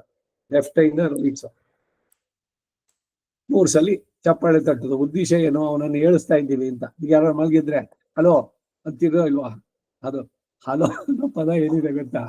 ಈ ಇದ್ರಲ್ಲಿ ರೋಮನ್ನು ಮತ್ತೆ ಇದ್ರಲ್ಲಿ ಅಂಜೆ ಅಂದ್ರೆ ಕೆಲಸದವಳನ್ನ ಕರೆಯೋದು. ಅದನ್ನ ಹಲೋ ಹಲೋ ಅಂತ ಅನ್ನೋದು ಅಭ್ಯಾಸ ಆಗ್ಬಿಟ್ಟಿದೆ. ಗೊತ್ತಾಯ್ತೆ? ಈ ಇದಕ್ಕೂ ಅಷ್ಟೇ, ರಂಗಪ್ರಿಯ ಸ್ವಾಮಿಗಳಿಗೆ ಫೋನ್ ಮಾಡಿದ್ರೆ ಅವ್ನು ನಾರಾಯಣ ಅನ್ನೋದು, ಕೆಲವರು ಹರಿ ಓಂ ಅಂತಾರೆ. ಪುರುಷಾಸ್ತ್ರೀಗಳಲ್ಲಿ ಎಲ್ರು ಕೂಡ ಹರಿ ಓಂ ಹೇಳೋಂಗಿಲ್ಲ, ಓಂಕಾರವನ್ನ ಅವ್ರು ಹೇಳೋಲ್ಲ. ನಾರಾಯಣ ಕೃಷ್ಣ ಭಗವಂತನೇ, ಅದೇ ನಿಮ್ ಇಷ್ಟ ಹೆಸರು, ಅದರಿಂದ ಹೇಳಿ. ಇದ್ಯಾಕೆ ಹಲೋ ಹಲೋ ಅಂತ ಅನ್ಬೇಕು? ಎಲ್ಲ ನಮ್ಮತನವನ್ನು ರೂಢಿಸ್ಕೊಳ್ಳೋದಕ್ಕೆ ಇವೆಲ್ಲ ಇಫ್ ಯು ಆರ್ ಪರ್ಟಿಕ್ಯುಲರ್ ಒಂದೊಂದಾಗಿ ಮಾಡ್ಕೊಂಡು ಬರ್ಬೋದು. ನಮ್ಮ ರೀತಿನಲ್ಲಿ ಜನ್ಮೋತ್ಸವಗಳು, ಬರ್ತ್ಡೇಸು, ಮ್ಯಾರೇಜ್ ಆನಿವರ್ಸರೀಸು ಸೆಲೆಬ್ರೇಟ್ ಮಾಡಿ. ಇದೆ ನಮ್ಮಲ್ಲಿ ಇಲ್ಲದ್ದು ಅವರಿಂದ ಬಂದಿದ್ದು ಅಂತಲ್ಲ. ಕೇಕ್ ಕಟಿಂಗ್ ಇಲ್ಲ ನಮ್ಮಲ್ಲಿ. ಅದ್ರ ಬದಲು ನೀವು ಭಗವಂತನಿಗೆ ನಿವೇದನೆ ಮಾಡಿ ಎಲ್ಲರ ಜೊತೆನೆಲ್ಲ ಹಂಚ್ಕೊಳ್ಳಿ. ಹಿಂದಿನ ದಿವಸ ಉಪವಾಸ ಇದ್ದು ಪತಿ ಪತ್ನಿಯರು ಮ್ಯಾರೇಜ್ ಆನಿವರ್ಸರಿಗೆ ಇದನ್ನು ಬೋಧಾಯನ ಸತ್ಯಶಾಡ ಹೇಳ್ತಾನೆ. ಬರ್ತ್ಡೇಸು ಕೂಡ ಅಷ್ಟೇ. ಇಷ್ಟು ದಿವಸ ನೀನು ಇಟ್ಟಿಯಲ್ಲ ಭಗವಂತ, ಅದಕ್ಕಾಗಿ ನಿನ್ನ ಧನ್ಯವಾದ. ಇನ್ನು ಮುಂದಕ್ಕೆ 2 ದಿವಸ ಇಡ್ತೀಯೋ 8 ದಿವಸ ನಾನು ಚೆನ್ನಾಗಿರ್ಬೇಕು. I should not be a bedridden or a burden to the others. ಈ ಪ್ರಾರ್ಥನೆ ಅದಕ್ಕಾಗಿ ಅವನನ್ನ. ಈಗ ಈ ಶಾಂತಿಗಳು ಮಾಡ್ಬೇಕಾದ್ರೆ ತಿಥಿ ವಾರ ನಕ್ಷತ್ರ ಯೋಗ ಕರಣ, ಹಾಗೆ ಸಂವತ್ಸರ ಅಯನ ಋತು ಮಾಸ ಎಲ್ಲ ದೇವತೆಗಳನ್ನ ಆವಾಹನೆ ಮಾಡ್ತೇವೆ ಮಾಡಿ ಅವರನ್ನ ಇಷ್ಟು ದಿವಸ ಚೆನ್ನಾಗಿಟ್ಟಿದೆ, ಅದಕ್ಕಾಗಿ ನಿಮಗೊಂದು ಧನ್ಯವಾದಗಳನ್ನ ಸಮರ್ಪಣೆ. ಹವಿಸ್ಸನ್ನ ಅವ್ರಿಗೆ ತುಪ್ಪದಿಂದ ಹವಿಸ್ಸನ್ನ ಕೊಟ್ಟು ಅವರನ್ನು ತೃಪ್ತಿಗೊಳಿಸಿ, ಇನ್ನು ನಾವು 2 ದಿವಸ ಇರ್ತೀವೋ. ಈಗ ಇದನ್ನ ಮಾಡ್ಕೊಂಡಿದ್ದ ತಕ್ಷಣ ಈಗ ಆಯುಷ್ ಹೋಮ ಇದೆ, ಅದರಲ್ಲಿ ಆಯುಷ್ ಹೋಮ ಮಾಡಿದ್ರೆ ಒಬ್ಬ 100 ವರ್ಷ ಇರೋನು 200 ವರ್ಷ ಬದುಕ್ತಾನೆ ಅಂತಲ್ಲ. ಇರೋ ಅಷ್ಟು ದಿವಸ ಒಬ್ಬರ ಮೇಲೆ ಡಿಪೆಂಡ್ ಆಗದೆ ಎಲ್ಲೋ ಬೆಡ್ ರಿಡನ್ ಆಗಿಯೋ ಇಲ್ಲ ಕೋಮಾ ಸ್ಟೇಜ್ ನಲ್ಲೋ ಇನ್ಯಾವುದೋ ಮಲ್ಟಿ ಸ್ಪೆಷಾಲಿಟಿನಲ್ಲಿ ಇರೋದಲ್ಲ. 2 ತಿಂಗಳು 3 ತಿಂಗಳು ಇದ್ದಾರೆ, ಜ್ಞಾನನೇ ಇಲ್ಲ. ಆಗ ಬದುಕೋದು ಏನ್ ಉಪಯೋಗ ಏನು? Is alive breathing dead body ಅಂತ ಹೇಳ್ಬೇಕು. ಕೋಮಾ ಸ್ಟೇಜ್ ಈ ತರದ ಸ್ಥಿತಿಗಳು ಬರದೇ ಇರೋದಕ್ಕೆ ಭಗವಂತನನ್ನ ಪ್ರಾರ್ಥನೆ ಮಾಡಿ ಇರೋ ಅಷ್ಟು ದಿವಸ ಭಾಗವತ ಆಚಾರ್ಯ ಪಿತೃ ಕೈಂಕರ್ಯ ಉಪಯುಕ್ತ ಶರೀರ ಸಿದ್ಧಾರ್ಥಂ ಶಾಂತಿಗಳನ್ನು ಮಾಡ್ಬೇಕಾದ್ರೆ ಸಂಕಲ್ಪ. ಭಾಗವತ ಆಚಾರ್ಯರು ಇವರ ಕೈಂಕರ್ಯ ನಾನು ಚೆನ್ನಾಗಿ ಮಾಡೋ ತನಕ ಕಡೆದಂಗಾನು ಇರಲಿ. ಈಗ ರಾಮಾನುಜ 120 ವರ್ಷ, 120ನೇ ವರ್ಷದಲ್ಲಿ ಅವರು ಸಂಧ್ಯಾನ ಬಿಟ್ಟಿರ್ಲಿಲ್ಲ. ನಿತ್ಯ ನಿಧಿಗಳನ್ನೆಲ್ಲ ಚೆನ್ನಾಗಿ ಆಡಿಸೋರು. ಸುಮ್ಮನೆ ಅವ್ರನ್ನ ತಿರುಗಿಸ್ಬಿಟ್ಟು ಕ್ಯಾಸ್ಟು ಕ್ರೀಡು ಏನೂ ಇಲ್ಲ ಎಲ್ಲದನ್ನು ಬಿಟ್ಟುಬಿಡಿ, ಸರ್ವಧರ್ಮ ಪರಿತ್ಯಜ್ಯ ಏನೇನೋ ಕಾಮೆಂಟ್ರಿಗಳು ವ್ಯಾಖ್ಯಾನಗಳನ್ನ ಕೊಟ್ಕೊಂಡು ಸುಲಭ ಮಾಡಿಬಿಟ್ರು. ಎಲ್ಲರನ್ನು ಜಾತಿ ಪದ್ಧತಿನೇ ನಿರ್ಮೂಲ ಮಾಡಿದ್ರು. ಇದೆಲ್ಲ ದೊಡ್ಡ ಅಪಚಾರ ರಾಮಾನುಜರ ಕಡೆಗೆ ಮಾಡುವಂತದ್ದು. ಸಮಾಶ್ರಯಣ ಮಾಡಿದ್ರೆ ಎಲ್ರಿಗೂ ಮೋಕ್ಷಕ್ಕೆ ಅವಕಾಶ ಇದೆ. ಆದ್ರೆ ಯಾರು ಜಾತಿನೂ ಬದಲಾಯಿಸಲಿಲ್ಲ. ಅವರವರ ಸ್ವಧರ್ಮೇ ನಿಧನಂ ಶ್ರೇಯ, ಅವರವರದನ್ನ ಅವರವರು ಪಾಲಿಸ್ಬೇಕು. ಇದೆಲ್ಲ ಈಗಿನ ಕಾಲಕ್ಕೆಲ್ಲ ಹೇಳೋದು ವಿರುದ್ಧವಾಗಿ ಕಾಣಿಸುತ್ತೆ. ಸರಿಯಾಗಿ ತಿಳಿಬೇಕು. ಅದಕ್ಕಾಗಿ ಕಾಲಕ್ಷೇಪಗಳನ್ನು ಅಟೆಂಡ್ ಮಾಡಬೇಕು. ಮಾಡಿದ್ರೆ ಅದರಲ್ಲೆಲ್ಲ ಏನೇನು ಸಂದೇಹ ಬರುತ್ತೆ ಎಲ್ಲ ಕ್ಲಿಯರ್ ಮಾಡಿ ಮಾಡುವಂಥದ್ದು. ಸೊ ಅದು ತಾಳತ್ರಯ ಅದರ ಬಗ್ಗೆ ಗೊತ್ತಾಯ್ತೆ. ಆಮೇಲೆ ಇನ್ನೇನು ವಾಟ್ ಎಲ್ಸ್? ನಿಮ್ಗಳಿಗೆ ಇನ್ನೇನಾದ್ರು ಸಂದೇಹ ಇದೆಯಾ? ಆರಾಧನೆ ಒಂದೇ ಒಂದು ಪ್ರಶ್ನೆ ಇತ್ತು. ಯಾರು? ಕಿಶನ್ ಮಾತಾಡೋದು. ಹೇಳಿ. ಆಕ್ಚುಲಿ ನೈವೇದ್ಯಕ್ಕೆ ಏನೋ ಇಡಬಾರ್ದು, ಉಪ್ಪು ಖಾರ ಹುಳಿ ಆ ತರದೆಲ್ಲ ಇಡಬಾರ್ದು ಅಂತ ಹೇಳ್ತಾರ. ಅದ್ರ ಕ್ಲಾರಿಫಿಕೇಶನ್ ಬೇಕಿತ್ತು. ತಪ್ಪು. ಉಪ್ಪು ಖಾರ ಇಲ್ದಲೆ ಬರೀ ಸಪ್ಪೆದ ಅವನಿಗೆ ಮಾಡೋದು. ಉಪ್ಪಿಲಿ ಎಪ್ಪನ್ ಅಂತ ಅಲ್ಲಿ ಭಗವಂತ ಅವ್ರು ಹೇಳಿದ್ರೆ, ಅಯ್ಯೋ ನನ್ ಮಗಳಿಗೆ ಏನೂ ಗೊತ್ತಿಲ್ಲ, ಉಪ್ಪು ಎಷ್ಟು ಹಾಕ್ಬೇಕು ಇದೇ ಗೊತ್ತಿಲ್ಲ ಅಂತಂದಂತೆ. ನನಗೆ ಅವಳು ಹೇಗ್ ಮಾಡ್ತಾಳೋ ಹಾಗೆ ಇಷ್ಟ ನನಗೆ ಅಂತ ಅಲ್ಲಿ ಸ್ವೀಕಾರ ಮಾಡಿದ್ದು. ಅದು ಒಂದೇ ಪ್ಲೇಸ್ ನಲ್ಲಿ. ಇನ್ನೆಲ್ಲ ಕಡೆನಲ್ಲೂ ಕೂಡ ಇದೆಲ್ಲ ಏನು ಉಪನಿಷತ್ತಿನಲ್ಲಿ ಹೇಳೋದಂದ್ರೆ, ನಾವು ಏನ್ ತಿಂತೀವೋ ಅದು ಭಗವಂತನಿಗೆ, ರೈಟ್? ಹಾಗಂತ ನಾವ್ ಏನೇನೋ ತಿಂದ್ರೆ ಅದನ್ನೆಲ್ಲ ಇಡೋದಲ್ಲ, ಶಾಸ್ತ್ರ ವಿಹಿತವಾದದ್ದನ್ನು ಇಡುವಂತದ್ದು. ಅದರಿಂದ ಈ ಉಪ್ಪು, ಇವಾಗ ಪುಳಿಯೋಗರೆ, ಮತ್ತೊಂದು ಸಾರು, ಇವುಗಳೆಲ್ಲ ಇಡಬಾರ್ದು ಅಂತಿಲ್ಲ, ಖಂಡಿತ ಎಲ್ಲವನ್ನೂ ಇಡಿ. ಓಕೆ. ನಾವು ಪರಿಶೀಲನೆ ಮಾಡಬೇಕಾದ್ರೆ ಕ್ಷಾರ ಲವಣ ವರ್ಜ್ಯ ಆ ಪೋಷಣ ತಗೋಬೇಕಾರಷ್ಟೇ, ಗೊತ್ತಾಯ್ತೆ? ಹಾಗೆ ಭಗವಂತನಿಗೆ, ಹಾಗೆ ಏಕಾದಶಿ ದಿವಸ, ಏಕಾದಶಿ ನಮಗೆ, ಭಗವಂತನಿಗಲ್ಲ. ಹಾಗಂತ ಏನ್ ಬೇಕಾದ್ರೂ ಮಾಡ್ಬೋದಾ? ಅವತ್ತು ಅನ್ನ ಮಾಡಿದ್ಮೇಲೆ ಅದು ಪ್ರಸಾದವಾಗಿ ನೀವು ಸ್ವೀಕಾರ ಮಾಡ್ಬೇಕು. ನೀವು ಸ್ವೀಕಾರ ಮಾಡೋದುಂಟು ಅವತ್ತು? ಇಲ್ಲ. ಅದಕ್ಕಾಗಿ ಅವತ್ತಿನ ದಿವಸ ಭಗವಂತನಿಗೆ ಏನು ಫಲಹಾರ ಅಂತ ಮಾಡ್ಕೊಂಡಿದ್ರು ಅದನ್ನು ಭಗವಂತನ ಸಮರ್ಪಣೆ ಮಾಡಿ. ಒಂದ್ ಹಣ್ಣು ತಿನ್ಬೇಕಾದ್ರೆ ಬಾಳೆಹಣ್ಣು ಎಡಗೈನಲ್ಲಿ ಇಟ್ಕೊಂಡು ಹಿಂಗ್ ತಿಗ್ಬಿಟ್ಟು ಕಚ್ಚಿ ತಿನ್ನೋದಲ್ಲ, ಅದನ್ನ ಬಿಡಿಸ್ಬೇಕಾದ್ರೆ ತುದಿನ ಕೃಷ್ಣಾತವಾರ್ಪಣಂ ಅಂತ ಹೇಳಿ ಕೈನಲ್ಲಿ ಬಿಡಿಸಿ ಬಾಯಿಗೆ ಹಾಕೊಂಡು ಅದು ಪ್ರಸಾದವಾಗುತ್ತೆ. ಇಲ್ದಿದ್ರೆ ಅದು ಪಾಪವಾಗಿದೆ. ಕೇವಲ ಆಗೋ ಭವತಿ ಕೇವಲಾದಿ ಅಂತ. ಅದರಿಂದ ಮಾಡಿದ ಎಲ್ಲವನ್ನೂ ಕೂಡ ಸ್ಥಳ ಶುದ್ಧಿ ಮಾಡಿ, ಅನ್ನ, ಸಾರೋ, ಕೊಳಂಬೋ, ನಳಗಿರಿ ಏನ್ ಮಾಡ್ತಿರೋ ಅದು, ಹೋಗ್ರೆಗಳು ಪ್ರತಿ ಒಂದನ್ನು ಇಡ್ಬೋದು. ಇದರಲ್ಲಿ ಮಾನಸಿಕ ಭೋಗ ಅಂತ ಹೇಳಿದ್ರಲ್ಲ, ಸೌವರ್ಣೆ ಸ್ಥಾಲಿವರ್ಯೆ ಮಣಿಗಣ ಖಚಿತೆ ಘೋಘೃತಾಕ್ತಾನ್ ಸುಭಕ್ಷಾನ್ ಭಕ್ಷಾನ್ ಭೋಜ್ಯಾನ್ ಚಲೇಕ್ಯಾನ್ ಪರಮಮಪಿ ಹವಿಷ್ಯುಶ್ಚಮನ್ನಂ ನಿದಾಯ ನಾನಾ ಶಾಖೈರುಪೇತಂ ಸುಧದಿ ಮಧುಘೃತ ಕ್ಷೀರ ಪಾನೀಯ ಯುಕ್ತಂ ತಾಂಬೂಲಂಚ ಆತ್ಮಯಾಗೆ ಪ್ರತಿ ದಿವಸ ಅಹಂ ಮಾನಸಂ ಕಲ್ಪಯಾಮಿ. ಮಾನಸಿಕವಾಗಿ ಭಗವಂತನಿಗೆ ಎಲ್ಲ ಭೋಜ್ಯ, ಅದರಲ್ಲಿ ಉಪ್ಪಿನಕಾಯಿ ಪದ ಉಂಟು, ಟೋಷ್ಯ ಅಂತಂದ್ರೆ ಅದು ಕೂಡ ಭಗವಂತನಿಗೆ ಸಮರ್ಪಣೆ. ಊಟದಲ್ಲಿ ಉಪ್ಪಿನಕಾಯಿ ಬೇಡವೋ? ಮೊಸರನ್ನ ಇದೆ, ಊಟಕ್ಕಿಲ್ಲದ ಉಪ್ಪಿನಕಾಯಿ ಆಮೇಲೆ ಯಾಕೆ ಅಂತ, ಯಾವ್ದನ್ನ ಯಾವ ಟೈಮ್ ಕೊಡಬೇಕು ಅದನ್ನ ಮಾಡದೇ ಇದ್ರೆ ಇನ್ಯಾವಾಗ್ಲೋ ತಂದ್ಬಿಟ್ಟು ಎಲ್ಲ ಊಟ ಎಲ್ಲ ಮುಗಿದು ಕೈ ಕಾಲು ತೊಳ್ಕೊಂಡು ಕೂತಿದ್ದೆ, ಅಯ್ಯೋ ನೀವ್ ಕೇಳಿದ್ರಿ ಉಪ್ಪಿನಕಾಯಿ ತಗೊಳ್ಳಿ ಅಂದ್ರೆ ಅವಾಗ ಉಪ್ಪಿನಕಾಯಿ ಯಾರೋ ತಗೊಳ್ತಾರೇನೋ? ಮೊಸರನ್ನ ಜೊತೆಗೆ ಬೇಕಾಗಿತ್ತು ಅದು. ಹಾಗೆ ಯಾವ್ದನ್ನ ಯಾವ ಟೈಮ್ ನಲ್ಲಿ ಮಾಡ್ಬೇಕು ಹಾಗೆ. ಸೊ ಇಲ್ಲಿ ಭಗವಂತನಿಗೆ ನಿವೇದನೆ ಮಾಡ್ಬೇಕಾದ್ರೆ ಭಕ್ತಿ ಶ್ರದ್ಧೆಯಿಂದ ಎಲ್ಲವನ್ನು ಮಾಡಿ, ಸ್ಥಳ ಶುದ್ಧಿ ಮಾಡಿ, ಇಟ್ಟು ಪರಿಶೀಲನೆ ಮಾಡಿ ಭಗವಂತನಿಗೆ ನಿವೇದನೆ ಮಾಡೋದು. ಮತ್ತೆ ಇದರಲ್ಲಿ ಎರಡು ಒಂದು ಈ ರಾಮಕೃಷ್ಣಾಶ್ರಮದ ಸಂಸ್ಥಾನ ಇದೆಲ್ಲ ಏನ್ ಮಾಡ್ತಾರೆ, ಅವ್ರು ಮಾಡಿದ್ಮೇಲೆ ಒಂಚೂರು ತಿಂದು ನೋಡ್ತಾರೆ, ಇದು ಶಬರಿ ಇದ್ರದ್ದು ಅಂತ ಅವ್ರು ಹೇಳೋದು. ಚೆನ್ನಾಗಿದ್ರೆ ಮಾತ್ರ ಇಡ್ತಾರೆ, ಇಲ್ದಿದ್ರೆ ಅದನ್ನ ಡಿಸ್ಕಾರ್ಡ್ ಮಾಡ್ತಾರೆ ಅಂತ ಆ ಒಂದು ಕಾರಣ. ನಮ್ಮಲ್ಲಿ ಏನು ಅಂದ್ರೆ, ಏನಿದ್ರು ಮೊದಲು ಭಗವಂತನಿಗೆ ಸಮರ್ಪಣೆ ಮಾಡ್ತಾರೆ, ಆಮೇಲೆ ನಾವು ಸ್ವೀಕಾರ ಮಾಡೋದು. ಇನ್ನೂ ಒಂದಷ್ಟು ಸೂಕ್ಷ್ಮವಾದದ್ದೇನು, ಈಗ ಭಗವಂತನಿಗೆ ನಿವೇದನೆ ಆಗಿದೆ, ಇವತ್ತು ಸಾರೋ ಇದಕ್ ಮಾಡಿದ್ದಕ್ಕೆ ಉಪ್ಪು ಹಾಕೋದು ಮರ್ತೋಯ್ತು, ಅವತ್ ಹಾಗೆ ತಿನ್ಬೇಕಂದ, ಅಯ್ಯೋ ಒಂದು ಬಾಯಿಗೆ ಹಾಕಕ್ಕಾಗತ್ತಾ? ಈ ಭಗವಂತನಿಗೆ ನಿವೇದನೆ ಮಾಡುದು ಇಲ್ಲ, ಅದು ಪ್ರಸಾದ. ಆ ಪ್ರಸಾದ ಅಂದಾಗ ಹೇಗ್ ತಗೋಬೇಕು? ಇದರಿಂದ ಏನು ಅಂತಂದ್ರೆ, ಯು ಗೆಟ್ ದಿ ಮಾನಸಿಕವಾಗಿ ಕಂಟ್ರೋಲ್ ಓವರ್ ದಿ ಇಂದ್ರಿಯ. ಅದಕ್ಕೆ ಇವತ್ತು ಅದು ಭಗವತ್ ಪ್ರಸಾದ, ಹಾಗೆ ತಿಂತೀನಿ, ಏನೇನ್ ಪ್ರಾಣ ಹೋಗುದಿಲ್ಲ, ಭಗವತ್ ಪ್ರಸಾದ. ಆ ಭಾವದಿಂದ ಸ್ವೀಕಾರ ಮಾಡ್ಬೇಕಾದ್ರೆ ಏನಾಗೋಲ್ಲ, ಅಯ್ಯೋ ಬಾಯಿನಲ್ಲಿ ಇಡೋಕೆ ಆಗೋಲ್ಲ, ಉಪ್ಪು ಇಲ್ದಿದ್ರೆ ಆಗೋಲ್ಲ, ಖಾರ ಇಲ್ದಿದ್ರೆ ಆಗೋಲ್ಲ. ಇದೆಲ್ಲ ನಾಲಿಗೆಗಳಿಗೆ ದಾಸರಾದ. ನಾಲಿಗೆನಲ್ಲಿ ಟೇಸ್ಟ್ ಬಡ್ಸ್ ಇದೆ, ಏನ್ ರುಚಿ ಇದ್ರು ಅಲ್ಲಿಗೆ ತೋರಿಸುವಂತದ್ದು. ಈಗ ಇದೆಲ್ಲ ರಂಗಪ್ರಿಯ ಸ್ವಾಮಿಗಳ ಒಂದು ಪ್ರಯತ್ನ, ಇಲ್ಲಿ ಬಸರಿಕಟ್ಟೆನಲ್ಲಿ ಒಂದೊಂದು ಉಪನ್ಯಾಸ ಮಾಡ್ಬೇಕಾದ್ರೆ ಬೆಲ್ಲ ಸಿಹಿ, ಅವ್ರೊಂದು ಸೊಪ್ಪು ತಂದ್ಬಿಟ್ಟು ಎಲ್ರಿಗೂ ಇನ್ನೊಂಚೂರು ಅದು ನುಂಗಿ ಅಂತ ಮೊದ್ಲು ಆ ಸೊಪ್ಪನ್ನು ತಿಂದ್ಮೇಲೆ ಬೆಲ್ಲ ಕೊಟ್ರೆ ಬರೀ ಮರಳು ತಿಂದಂಗೆ ಯಾಕೆಂದ್ರೆ ಆ ಸೆನ್ಸೇಷನ್ ಇಲ್ಲ ಅಲ್ಲಿ, ಟೇಸ್ಟ್ ಬಡ್ಸ್ಗಳೆಲ್ಲ ಅದು ಸ್ವಲ್ಪ ಹೊತ್ತು ಆಮೇಲೆ ಆದ್ಮೇಲೆ ಮತ್ತೆ ಇದಾಯ್ತು, ನಿಮಗೆ ಎಲ್ಲ ಕೊಟ್ಟಿದ್ದೀನಿ, ಈಗೇನು ಅನ್ಸುತ್ತೆ ನಿಮ್ಗೆ, ಎಲ್ಲ ರುಚಿಯಾಗಿದೆ ಬೆಲ್ಲ. ಆಮೇಲೆ ಆ ಸೊಪ್ಪು ಕೊಟ್ರು, ಎಲ್ಲಾರು ಒಂದ್ ಸ್ವಲ್ಪ ಆಗುದು ಚೆನ್ನಾಗಿ ತಿನ್ನಿ ಅಂತ ಆಮೇಲಿಂದ. ಸೊ ಈ ರುಚಿಗಳ ಈ ಎಲ್ಲ ಯಾಕೆ ಹೇಳಕ್ ಬಂದೆ ಅಂದ್ರೆ, ರುಚಿ ಏನಿದ್ರು ನಾಲಿಗೆ, ಅಲ್ಲಿಂದ ಮುಂದಕ್ಕೆ ಒಳಗಡೆ ಹೋದ್ಮೇಲೆ ಏನು ಇಲ್ಲ, ಅದು ಆ ಸರೌಂಡಿಂಗ್ಸ್ ಇದೆಯಲ್ಲ ಅಲ್ಲಿ ಮಾತ್ರ ಅದು ಬರುವಂತದ್ದು. Not in the centre. Taste buds ಎಲ್ಲಿದೆ ಆವಾಗ ಸೆನ್ಸೇಷನ್. ಕೆಲವರಿಗೆ ಉಪ್ಪು ನಾಲಿಗೆ ಇರೋದು, ಎಷ್ಟು ಉಪ್ಪು ಹಾಕಿದ್ರು ಏನು ಉಪ್ಪೇ ಇಲ್ಲ ಅಂತಾರೆ, ಯಾಕೆಂದ್ರೆ ಆ ಸೆಲ್ಸ್ ಹೋಗ್ಬಿಟ್ಟಿದೆ ಈ ತರದಲ್ಲಿ. ಸೊ ಅದರಿಂದ ರುಚಿ ಇದ್ರದೆಲ್ಲ ಆದಷ್ಟು ಚೆನ್ನಾಗಿ ಇದಾಗಿ ಮಾಡಿ ಕೊಡೋಣ. ಈಗ ತಿರುಪತಿನಲ್ಲಿ ಹಾಲು ಭಗವಂತನಿಗೆ ಇಡ್ಬೇಕಾದ್ರೆ ಆರಿಸಿ ನಾವು ಕುಡಿಬೇಕಾದ್ರೆ ಏನ್ ಪದ ಇರಬೇಕು ಆ ರೀತಿ ಮಾಡಿ ಕೊಟ್ಟು ಅಂತ ಭಾವಿಸುವುದು ಕೂಡ ಬಹಳ ಮುಖ್ಯ ಭಗವಂತನಿಗೆ. ಈ ಕುಕ್ಕರ್ನಲ್ಲಿ ಆಗಿದೆ ಸೀದಾ ತಂದು ಹಂಗೆ ಇಡೋದಲ್ಲ, ಅದು ಸ್ವಲ್ಪ ನಿಧಾನಕ್ಕೆ ಅದಕ್ಕೊಂಚೂರು ಅಭಿಗಾರ ಮಾಡಿ, ಇಟ್ ಶುಡ್ ಬಿ ಪ್ರೆಸೆಂಟಬಲ್. ಈಗ ಯಾರಿಗ ಬಡಿಸ್ಬೇಕಾದ್ರೆ ಅಡಿಗೆ ಮಾಡಿದ ಪಾತ್ರೆನೇ ಮಸಿ ಅದು ಇದು ಇದ್ರೆ, ಈ ಮಸಿ ಏನಿಲ್ಲ ಈಗ ಇದ್ರಲ್ಲಿ ಗ್ಯಾಸ್ ಸ್ಟೋವ್ ನಲ್ಲಿ ಮಾಡೋದಾದ್ರೆ ಆ ಯಾವುದ್ರಲ್ಲಿ ಕುಕ್ ಮಾಡಿದ್ರು ಅದೇ ಪಾತ್ರೆ ತರ್ತಾರ. Serving bowls are different. ಇದು ನಿಮ್ ಟೇಬಲ್ ಮ್ಯಾನರ್ಸ್ ಅಲ್ವಾ? ಅದಕ್ಕೆಲ್ಲ ಇಟ್ಟು ಕೈ ಗ್ಲೌಸ್ ಹಾಕೊಂಡು ಏನು ಅಂದ್ರೆ ಅದು ಭಗವತ್ ಪ್ರೀತಿ ಆಗಿಲ್ಲ. ಕೇವಲ ಗೋಭವತಿ ಕೇವಲ ಅದಿ ಅಂತ ಎಲ್ಲೋ ಈ ಮಾವಳ್ಳಿ ಟಿಫಿನ್ ರೂಮು ಅದು ಇದ್ರಲ್ಲಿ ಬೆಳ್ಳಿ ಲೋಟದಲ್ಲಿ ಕೊಡ್ತಿದಾರೋ ಇಲ್ಲಿ ಗೊತ್ತಿಲ್ಲ. ಬೆಳ್ಳಿ ಲೋಟದಲ್ಲಿ ಕಾಫಿ ಕೊಟ್ರು ಅಂತ. ಬೆಳ್ಳಿ ಲೋಟದಲ್ಲಿ ಕಾಫಿ ಕೊಟ್ರು, ಮೆಷಿನ್ ಅಲ್ಲೇ ಕ್ಲೀನ್ ಆಯ್ತು, ಸುದ್ದಿ ಇದೆ, ಹೈಜೀನ್, ಅದಷ್ಟೇ ಸಾಧ್ಯವೋ? ಸಾತ್ವಿಕವಾಗಿ ಆಯ್ತು, ಇದನ್ನ ನೋಡುವಂತ. ಸೊ ಹೀಗೆ ನಿವೇದನಕ್ಕೆ ನಾವು ಎಲ್ಲವನ್ನೂ ಕೂಡ ಖಂಡಿತ ಇಡ್ಬೋದು. ಬರೀ ಅನ್ನ ಇಡಬೇಕು ಅಥವಾ ಬರೀ ಹಾಲು ಇದನ್ನೇ ಇಡಬೇಕು ಅಂತಿಲ್ಲ. ಏನೇನು ನಾವು ತಿನ್ಬೇಕು ಅದೆಲ್ಲ ಭಗವಂತನಿಗೆ. ನೀವೇನ್ ತಿನ್ಬೇಕು ಅಂದ್ರೆ ಭಗವಂತನಿಗೆ ಏನ್ ಇಡ್ಬೋದು ಅಂತದ್ ಮಾತ್ರ ತಿನ್ಬೇಕು. ಅದಕ್ಕಾಗಿ ಈ ಆಹಾರ ನಿಯಮ. ವಾಸನಾ ದುಷ್ಟ ಈರುಳ್ಳಿ ಬೆಳ್ಳುಳ್ಳಿ, ಇದು ವರ್ಣ ದುಷ್ಟ ಕ್ಯಾರೆಟು ಬೀಟ್ರೂಟ್ ಇವುಗಳು. ಆಕಾರ ದುಷ್ಟ ಪಡವಲಕಾಯಿ ಹೀರೆಕಾಯಿ, ಇದು ನೋಡಿದ್ರೆ ಒಳ್ಳೆ ಸ್ನೇಕ್ ಗಾರ್ಡ್ ಅಂತಾನೆ ಹೆಸರು ಅದಕ್ಕೆ, ಗೊತ್ತೈತೆ. ಇದು ಕೊಳಚೆ ಪ್ರದೇಶದಲ್ಲಿ ಬಂದಿರೋದು ಆಶ್ರಯ ದುಷ್ಟ.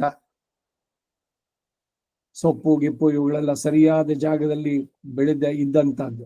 ಈಗ ಇಲ್ಲಿ ಎಲ್ಲ ಇದು ವೈತರಣಿ ನದಿ ಹೇಳಿದ್ವಲ್ಲ, ಅದರ ಬ್ಯಾಂಕ್ ನಲ್ಲಿ ಇದು ಮಾಡುವಂತದ್ದು ಮೈಸೂರು ರೋಡ್ ನಲ್ಲಿ ಇದರಲ್ಲಿ ಆ ಸೊಪ್ಪುಗಳು ತಗೊಂಡ್ರೆ ಎಲ್ಲ ಬರೀ ಅದು ಮಲಮೂತ್ರ ಇದ್ರದಿಂದ ಮಾಡಿರುವಂತದ್ದು. ಆ ಕೊಳಚೆ ನೀರು ಹರಿಯುತ್ತೆ, ಅದನ್ನ ಹಬ್ಬಿಸ್ಬಿಟ್ಟು ಇವರು ಬೆಳೆಸ್ತಾರೆ ಅಂತಂದ್ರೆ ದಟ್ ಈಸ್ ನಾಟ್. ಈ ತರದಲ್ಲಿ ಪಂಚದುಷ್ಟಗಳು ಅದು ಏನು, ನಮ್ಮ ಸತ್ವಗುಣ ವೃದ್ಧಿ ಆಗೋದಕ್ಕಾಗಿ ಈ ಆಹಾರಗಳು ನಿಷಿದ್ಧ ಅಂತ ಕಂಚಿಯ ವರದರಾಜನ ಭಕ್ತರು ಬಿಟ್ರು ಅಂತ ಹೇಳ್ತಾರೆ. ಆಹಾರ ನಿಂದನೆ ವೇದಾಂತಿಸಿದ್ರು ಬಹಳ ಡಿಪ್ಲೊಮ್ಯಾಟಿಕ್ ಆಗಿ. ಈ ನಮ್ಮಾಳ್ವಾರು ಅಷ್ಟೇ, ಇಲ್ಲ ಈ ಮನಸ್ಸೇ ಇಂಥದ್ದನ್ನು ಮಾಡಬೇಡ ಅಂತ, ನೀವು ಮಾಡಬೇಡಿ ಅಂತ ಹೇಳೋದು. ಈಗ ಯಾರಿಗಾರು ನೀವು ಮಾಡಬೇಡಿ ಅಂತ ಹೇಳಿದ್ರೆ ಕೋಪ ಬರುತ್ತೆ. ಇದ್ದದ್ದನ್ನು ಇದ್ದಾಗ ಹೇಳಿದ್ರೆ ಎದೆಗೆ ಬಂದು ಅಂತ ಒಂದು ಗಾದೆ. ಸೊ ಅದಕ್ಕಾಗಿ ಏನು ಅಂದ್ರೆ ಮನಸ್ಸಿಗೆ ಹೇಳ್ತಾರೆ, ನೋಡಿ ಈ ರೀತಿ ಮಾಡಿದ್ರೆ ನಿನ್ನ ಮನಸ್ಸು ತಮೋಗುಣ ಜಾಸ್ತಿ ಆಗತ್ತೆ, ಹೇ ಮನಸ್ಸೇ ಮೂಢ ಮನಸ್ಸೇ, ಇದೆಲ್ಲ ಹೇಳ್ತಾರೆ. ಮಡನೆಂಜೆ ಪಣ್ಣಾದೆ, ಈ ಕೆಲಸ ಮಾಡಬೇಡ ಅಂತ. ಹಾಗೆ ಸತ್ವಗುಣ ವೃದ್ಧಿಗಾಗಿ ಸಾತ್ವಿಕವಾದ ಆಹಾರಗಳು. ಸೊ ನಾವು ಯತ್ ಪ್ರಥಮಂ ಭುಕ್ತಂ, ಅದು ನಮ್ಮ ಆಹಾರ ಏನಿದೋ ಅದು ಭಗವಂತನಿಗೆ. ಈಗ ಅನ್ನನೇ ಇಲ್ಲ, ಯಾರೋ ಬರೀ ಕಳಿ ತಿಂತಾರೆ ಎತ್ತಿಟ್ಕೊಂಡ, ಡಯಾಬಿಟಿಕೋ ಮತ್ತೊಂದಕ್ಕೋ ಏನೋ ಹೇಳಿದ್ದು ಅಂತ. ಕಳಿ ಮಾಡಿ ರಾಗಿ ಮುದ್ದೆ ಮಾಡಿದ್ದು ಭಗವಂತನ ಮುಂದೆ ಇಡಿ, ಅದಕ್ಕೊಂಚೂರು ತುಪ್ಪ ಹಾಕಿ ಪರಿಶೇಚನೆ ಮಾಡಿ ಭಗವಂತನಿಗೆ ಸಮರ್ಪಣೆ ಮಾಡ್ಬಿಟ್ಟು ತಗೊಳ್ಳಿ, ಅದು ಪ್ರಸಾದವಾಗತ್ತೆ. ಹಾಗಾಗಿ ಏನು ಅಂದ್ರೆ ಪರಿಶೇಚನೆ ಮಾಡಬೇಕಾದ್ರೆ ನೀವು ತೆಂಗಲೇನೋ ಒಡಗ್ಲೇನೋ, ಇದು ಸ್ಕ್ರಿಪ್ಚರ್ ಆಪಸ್ತಂಭ ಸೂತ್ರ, ಕ್ಷಾರ ಲವಣ ವರ್ಜ್ಯಂ ಅಂತ ಇದೆ. ಅದು ಖಾರ ಉಪ್ಪು ಇವುಗಳು ಇಲ್ಲದಂತದ್ರಲ್ಲಿ ಪ್ರಾಣಾಹುತಿಯನ್ನ ಮಾಡಿ, ಅದು ಪ್ರಾಣಾಗ್ನಿಹೋತ್ರ. ಬೃಹದಾರಣ್ಯಕ ಉಪನಿಷತ್ತಿನಲ್ಲಿದೆ. ಈಗ ನಾನು ಏನಾದ್ರು ಮಾತಾಡಿದ್ರೆ ಎಲ್ಲದಕ್ಕೂ ಅಲ್ಲಿ ಆಧಾರ ತೋರಿಸ್ಬಲ್ಲೆ ನಾನು. ಬೃಹದಾರಣ್ಯಕ ಉಪನಿಷತ್ತು ಕಾಲಕ್ಷೇಪ ಅನಂತರಂಗಾಚಾರಲ್ಲಾಗ್ಬೇಕಾದ್ರೆ ಕೈ ಕಾಲು ತೊಳ್ಕೊಳ್ಬೇಕು, ಕೆಳಗಡೆ ಕೂತ್ಕೋಬೇಕು, ಸ್ಥಳ ಶುದ್ಧಿ ಮೊದಲು, ಆಮೇಲೆ ತಟ್ಟೆನೋ ಎಲೆನೋ ಇಟ್ಕೊಳ್ತೀರಿ. ಅನ್ನವನ್ನ ಬಡಿಸಿ, ಬೇಕಾದ್ರೆ ಸಿಹಿ ಬಡಿಸ್ಬೋದು, ಶುಗರು ಅಥವಾ ಸಕ್ಕರೆ ಒಂಚೂರು ಬಡಿಯೋದು ವೀರಂದು ವಿಶೇಷವಾದ ಇದಕ್ಕೆ. ಉಪ್ಪು ಮಾತ್ರ ಪ್ರತ್ಯಕ್ಷವಾಗಿ ಬಡಿಸ್ಬಾರ್ದು, ಸಕ್ಕರೆನೋ ಅಥವಾ ಹಣ್ಣನ್ನೋ ಬಡಿಸ್ಬೋದು, ಇಲ್ಲ ಸಜ್ಜಿಗೆನೋ ಅದು ಪಾಯಸ ಇದ್ರದ್ದಾಗ್ಬೋದು. ಪರಿಶೇಚನೆ ಮಾಡಿ ಮೊದಲು. ಸತ್ಯಂ ತ್ವರ್ತೇನ ಪರಿಶಿಂಚಾಮಿ, ರಾತ್ರಿಯಲ್ಲಿ ಋತಂತ್ವಾ ಸತ್ಯೇನ ಪರಿಶಿಂಚಾಮಿ. ತ್ವರ್ತೇನ ಸತ್ಯಂಚ ಋತನ್, ಸತ್ಯ ಋತ ಅಂತ. ಸತ್ಯಂ ಬ್ರೂಯಾತ್ ಋತಂ ಬ್ರೂಯಾತ್ ನ ಬ್ರೂಯಾತ್ ಸತ್ಯಂ ಅಪ್ರಿಯಂ, ಪ್ರಿಯಂಚ ನಾನ್ರಜಂ ಪ್ರಿಯಂ ಬ್ರೂಯಾತ್ ಸತ್ಯಂ ಬ್ರೂಯಾತ್, ಇಲ್ಲೆಲ್ಲ ಹೇಳುವಂಥದ್ದು. ಹಾಗೆ ಸತ್ಯಂ ತ್ವರ್ತೇನ ಪರಿಶಿಂಚಾಮಿ, ಪರಿಶೇಚನೆ ಏನಿದು ಅಂತಂದ್ರೆ ನಮ್ಮ ಒಳಗಡೆ ಇದೆಯಲ್ಲ ಪ್ರಾಣ ಅನ್ನುವಂತ ಅಗ್ನಿ. ಸರ್ವಸ್ಯ ಚಾಹಂ ಹೃದಯ ಸನ್ನಿವಿಷ್ಟೋ ಮತ್ತಸ್ಮತಿ ಜ್ಞಾನಂ ಅಪೋಹನಂಚ, ಭಗವದ್ಗೀತೆ ಪುರುಷೋತ್ತಮ ಯೋಗ 15ನೇ ಅಧ್ಯಾಯದಲ್ಲಿ. ನಾನು ಎಲ್ಲರ ಹೃದಯದಲ್ಲೇ ಇದ್ದೇನೆ. ಅಹಂ ವೈಶ್ವಾನರೋ ಭೂತ್ವಾ ಪ್ರಾಣಿನಾಂ ದೇಹಂ ಆಶ್ರಿತಃ ಪ್ರಾಣಾಪಾನ ಸಮಾಯುಕ್ತಂ ಪಚಾಮಿ ಅನ್ನಂ ಚತುರ್ವಿಧಂ. ಪ್ರತಿಯೊಬ್ಬರಲ್ಲಿ ಜಾಠರಾಗ್ನಿ ವೈಶ್ವಾನರಾಗ್ನಿಯಾಗಿ ಇದ್ದು ನಾನು ಅದನ್ನ ಪಚನ ಮಾಡ್ತೇನೆ, ಡೈಜೆಸ್ಟ್ ಮಾಡೋ ನಾನು ಅಂತ ಭಗವಂತ ಸ್ಪಷ್ಟವಾಗಿ ಭಗವದ್ಗೀತೆ ಹೇಳಿದ್ದಾನೆ.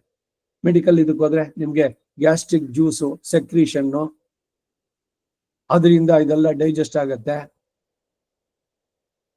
ಇವರು ಬರೀ ಇದನ್ನೇ ನೋಡೋದು, ಅಲ್ಲಿ ಭಗವಂತನೇ ಇದ್ದಾನೆ. ಆ ಭಗವಂತನಿಗೆ ನೀವು ಕೊಡುವಂತಹ ಪ್ರಾಣಾಹುತಿ, ಪ್ರಾಣಗಳು 5: ಪ್ರಾಣ, ಅಪಾನ, ವ್ಯಾನ, ಉದಾನ, ಸಮಾನ. ಒಂದೊಂದಕ್ಕೂ ಕೂಡ ಅದನ್ನು ಕೊಟ್ಟು ಇದಂ ನಮಮ ಪ್ರಾಣಾಯ ಸ್ವಾಹ, ಪ್ರಾಣ ಏತತ್ ನಮಮ ಪ್ರಾಣ ಏದನ್ ನಮಮ ಸಂಧಿಯಾದಾಗ. ಅಪಾನಾಯ ಸ್ವಾಹ, ಅಪಾನ ಏದನ್ ನಮಮ ಯಾನಾಯ ಸ್ವಾಹ, ಯಾನ ಏದನ್ ನಮಮ ಉದಾನಾಯ ಸ್ವಾಹ, ಉದಾನ ಏದನ್ ನಮಮ ಸಮಾನಾಯ ಸ್ವಾಹ, ಸಮಾನಾಯ ಏದನ್ ನಮಮ. 6ನೇದು ಬ್ರಹ್ಮಣಿ ಮಹಾತ್ಮ ಅಮೃತತ್ವಾಯ, ಎಲ್ಲವೂ ಅಮೃತವಾಗಲಿ. ಅದಕ್ಕೆ ಶಾತ್ ಅಮುದು, ಅಮುದು ಅಂತಂದ್ರೆ ಅಮೃತ. ಕಣ್ ಅಮುದು ಪಾಯಸ, ಅದು ಅಮೃತ. ಕರಿ ಅಮುದು, ಕರಿಮುದು ಇದೆಯಲ್ಲ, ಕರಿ ಅಮುದು, ಕಣ್ಣಮುದು, ಶಾತ್ ಅಮುದು, ಎಲ್ಲವೂ ಭಗವದ್ ಅರ್ಪಿತವಾಗಿದೆ. ಅದು ಅಮೃತ, ನೀವು ತಗೊಂಡು ಸ್ವೀಕಾರ ಮಾಡುವಂತಹದ್ದು. ತುಂಬಾ ಚೆನ್ನಾಗಿದೆ ಅಂತ ಹೆಚ್ಚಿಗೆ ತಿನ್ಬೇಡಿ, ಅಲ್ಲೂ ಲಿಮಿಟ್. ಅಮುದೇ, ಅಮುದೇ ಅಂತಂದ್ರೆ ಅಮೃತ, ಎಲ್ಲವೂ ಅಮೃತವಾಗುತ್ತ. ಈ ಊಟ ಎಲ್ಲ ಆದ್ಮೇಲೆ ಮತ್ತೆ ಪುನಃ ಒಂದು ಸ್ವಲ್ಪ ತೀರ್ಥ ತಗೊಂಡು ಅಮೃತ ಪಿಧಾನಮಸಿ. ಪಿಧಾನಂ ಅಂದ್ರೆ ಆಚ್ಛಾದನ, ಪ್ರಾಣದ ನಗ್ನತೆಯನ್ನ ಕವರ್ ಮಾಡೋದಕ್ಕಾಗಿ ಕೊಡುವ ವಸ್ತ್ರ ಅದು ಅಂತ.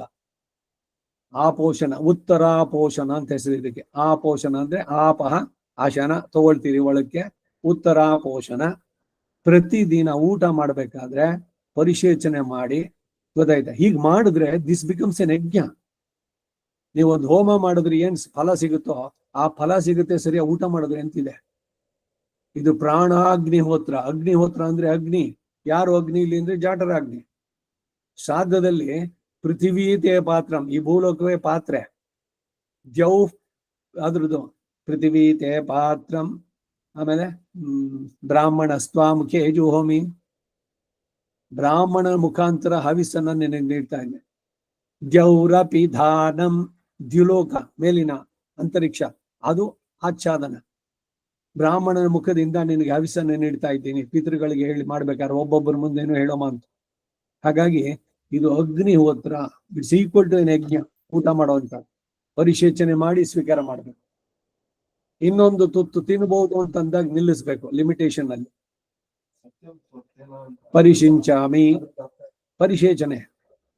ಪರಿಶೇಚನೆ ಅಂದ್ರೆ ಸುತ್ತುಗೊಟ್ಟೋದು. ಅದಕ್ಕೆ ಏನೋ ಸೈಂಟಿಫಿಕ್ ಆಗಿ ಇರುವೆ ಅದು ಇದು ಬಂದ್ಬಿಡುತ್ತೆ, ಅದಕ್ಕೆ ನೀರ್ ಹಾಕ್ತಾ ಏನೇನೋ ಯಾವುದಕ್ಕೂ ಹೇಳೋಕ್ ಹೋಗ್ತಾರೆ.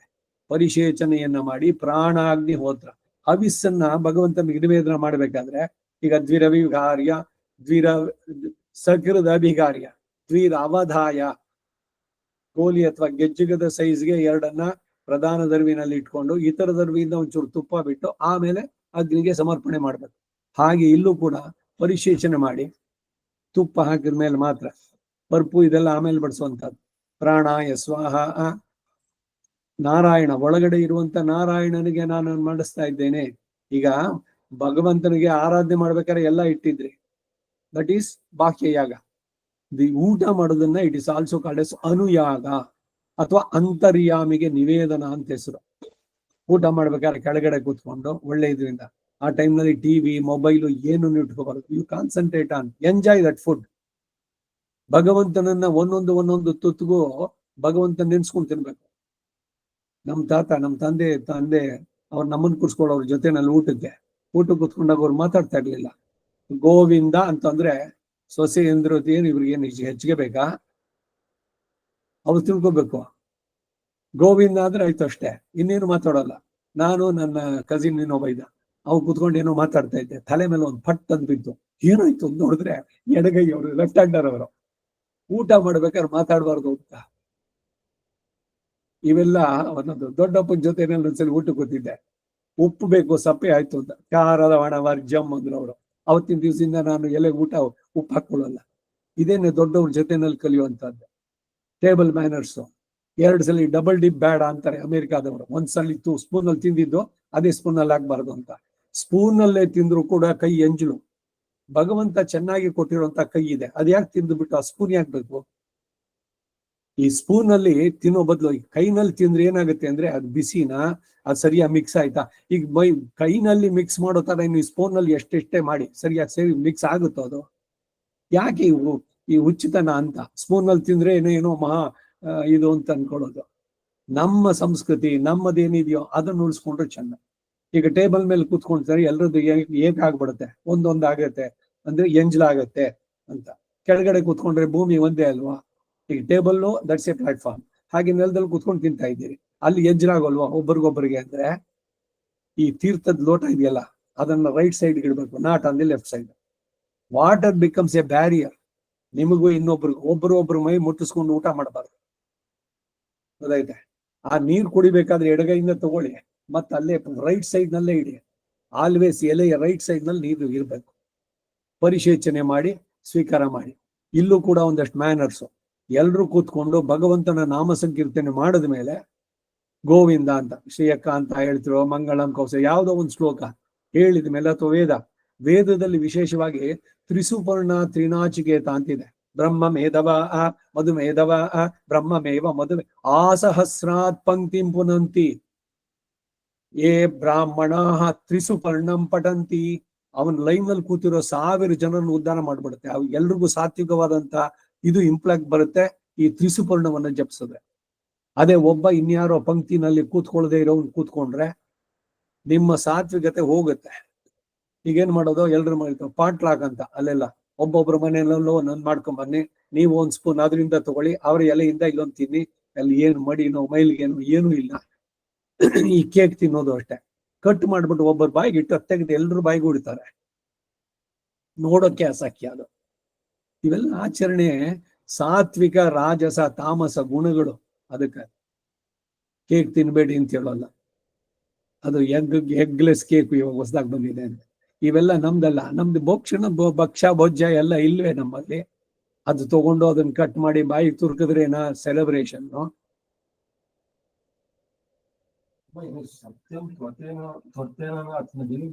ಸತ್ಯಂ ಚ ಋತೇನ ಸತ್ಯಂ ತ್ವರ್ತೇನ ಸಂಧಿ ಆಗಿದೆ ಅದು. ಸತ್ಯಂ ತ್ವರ್ತೇನ ಪರಿಶಿಂಚಾಮಿ ಅಮೃತೋಪಸ್ತರಣಮಸಿ.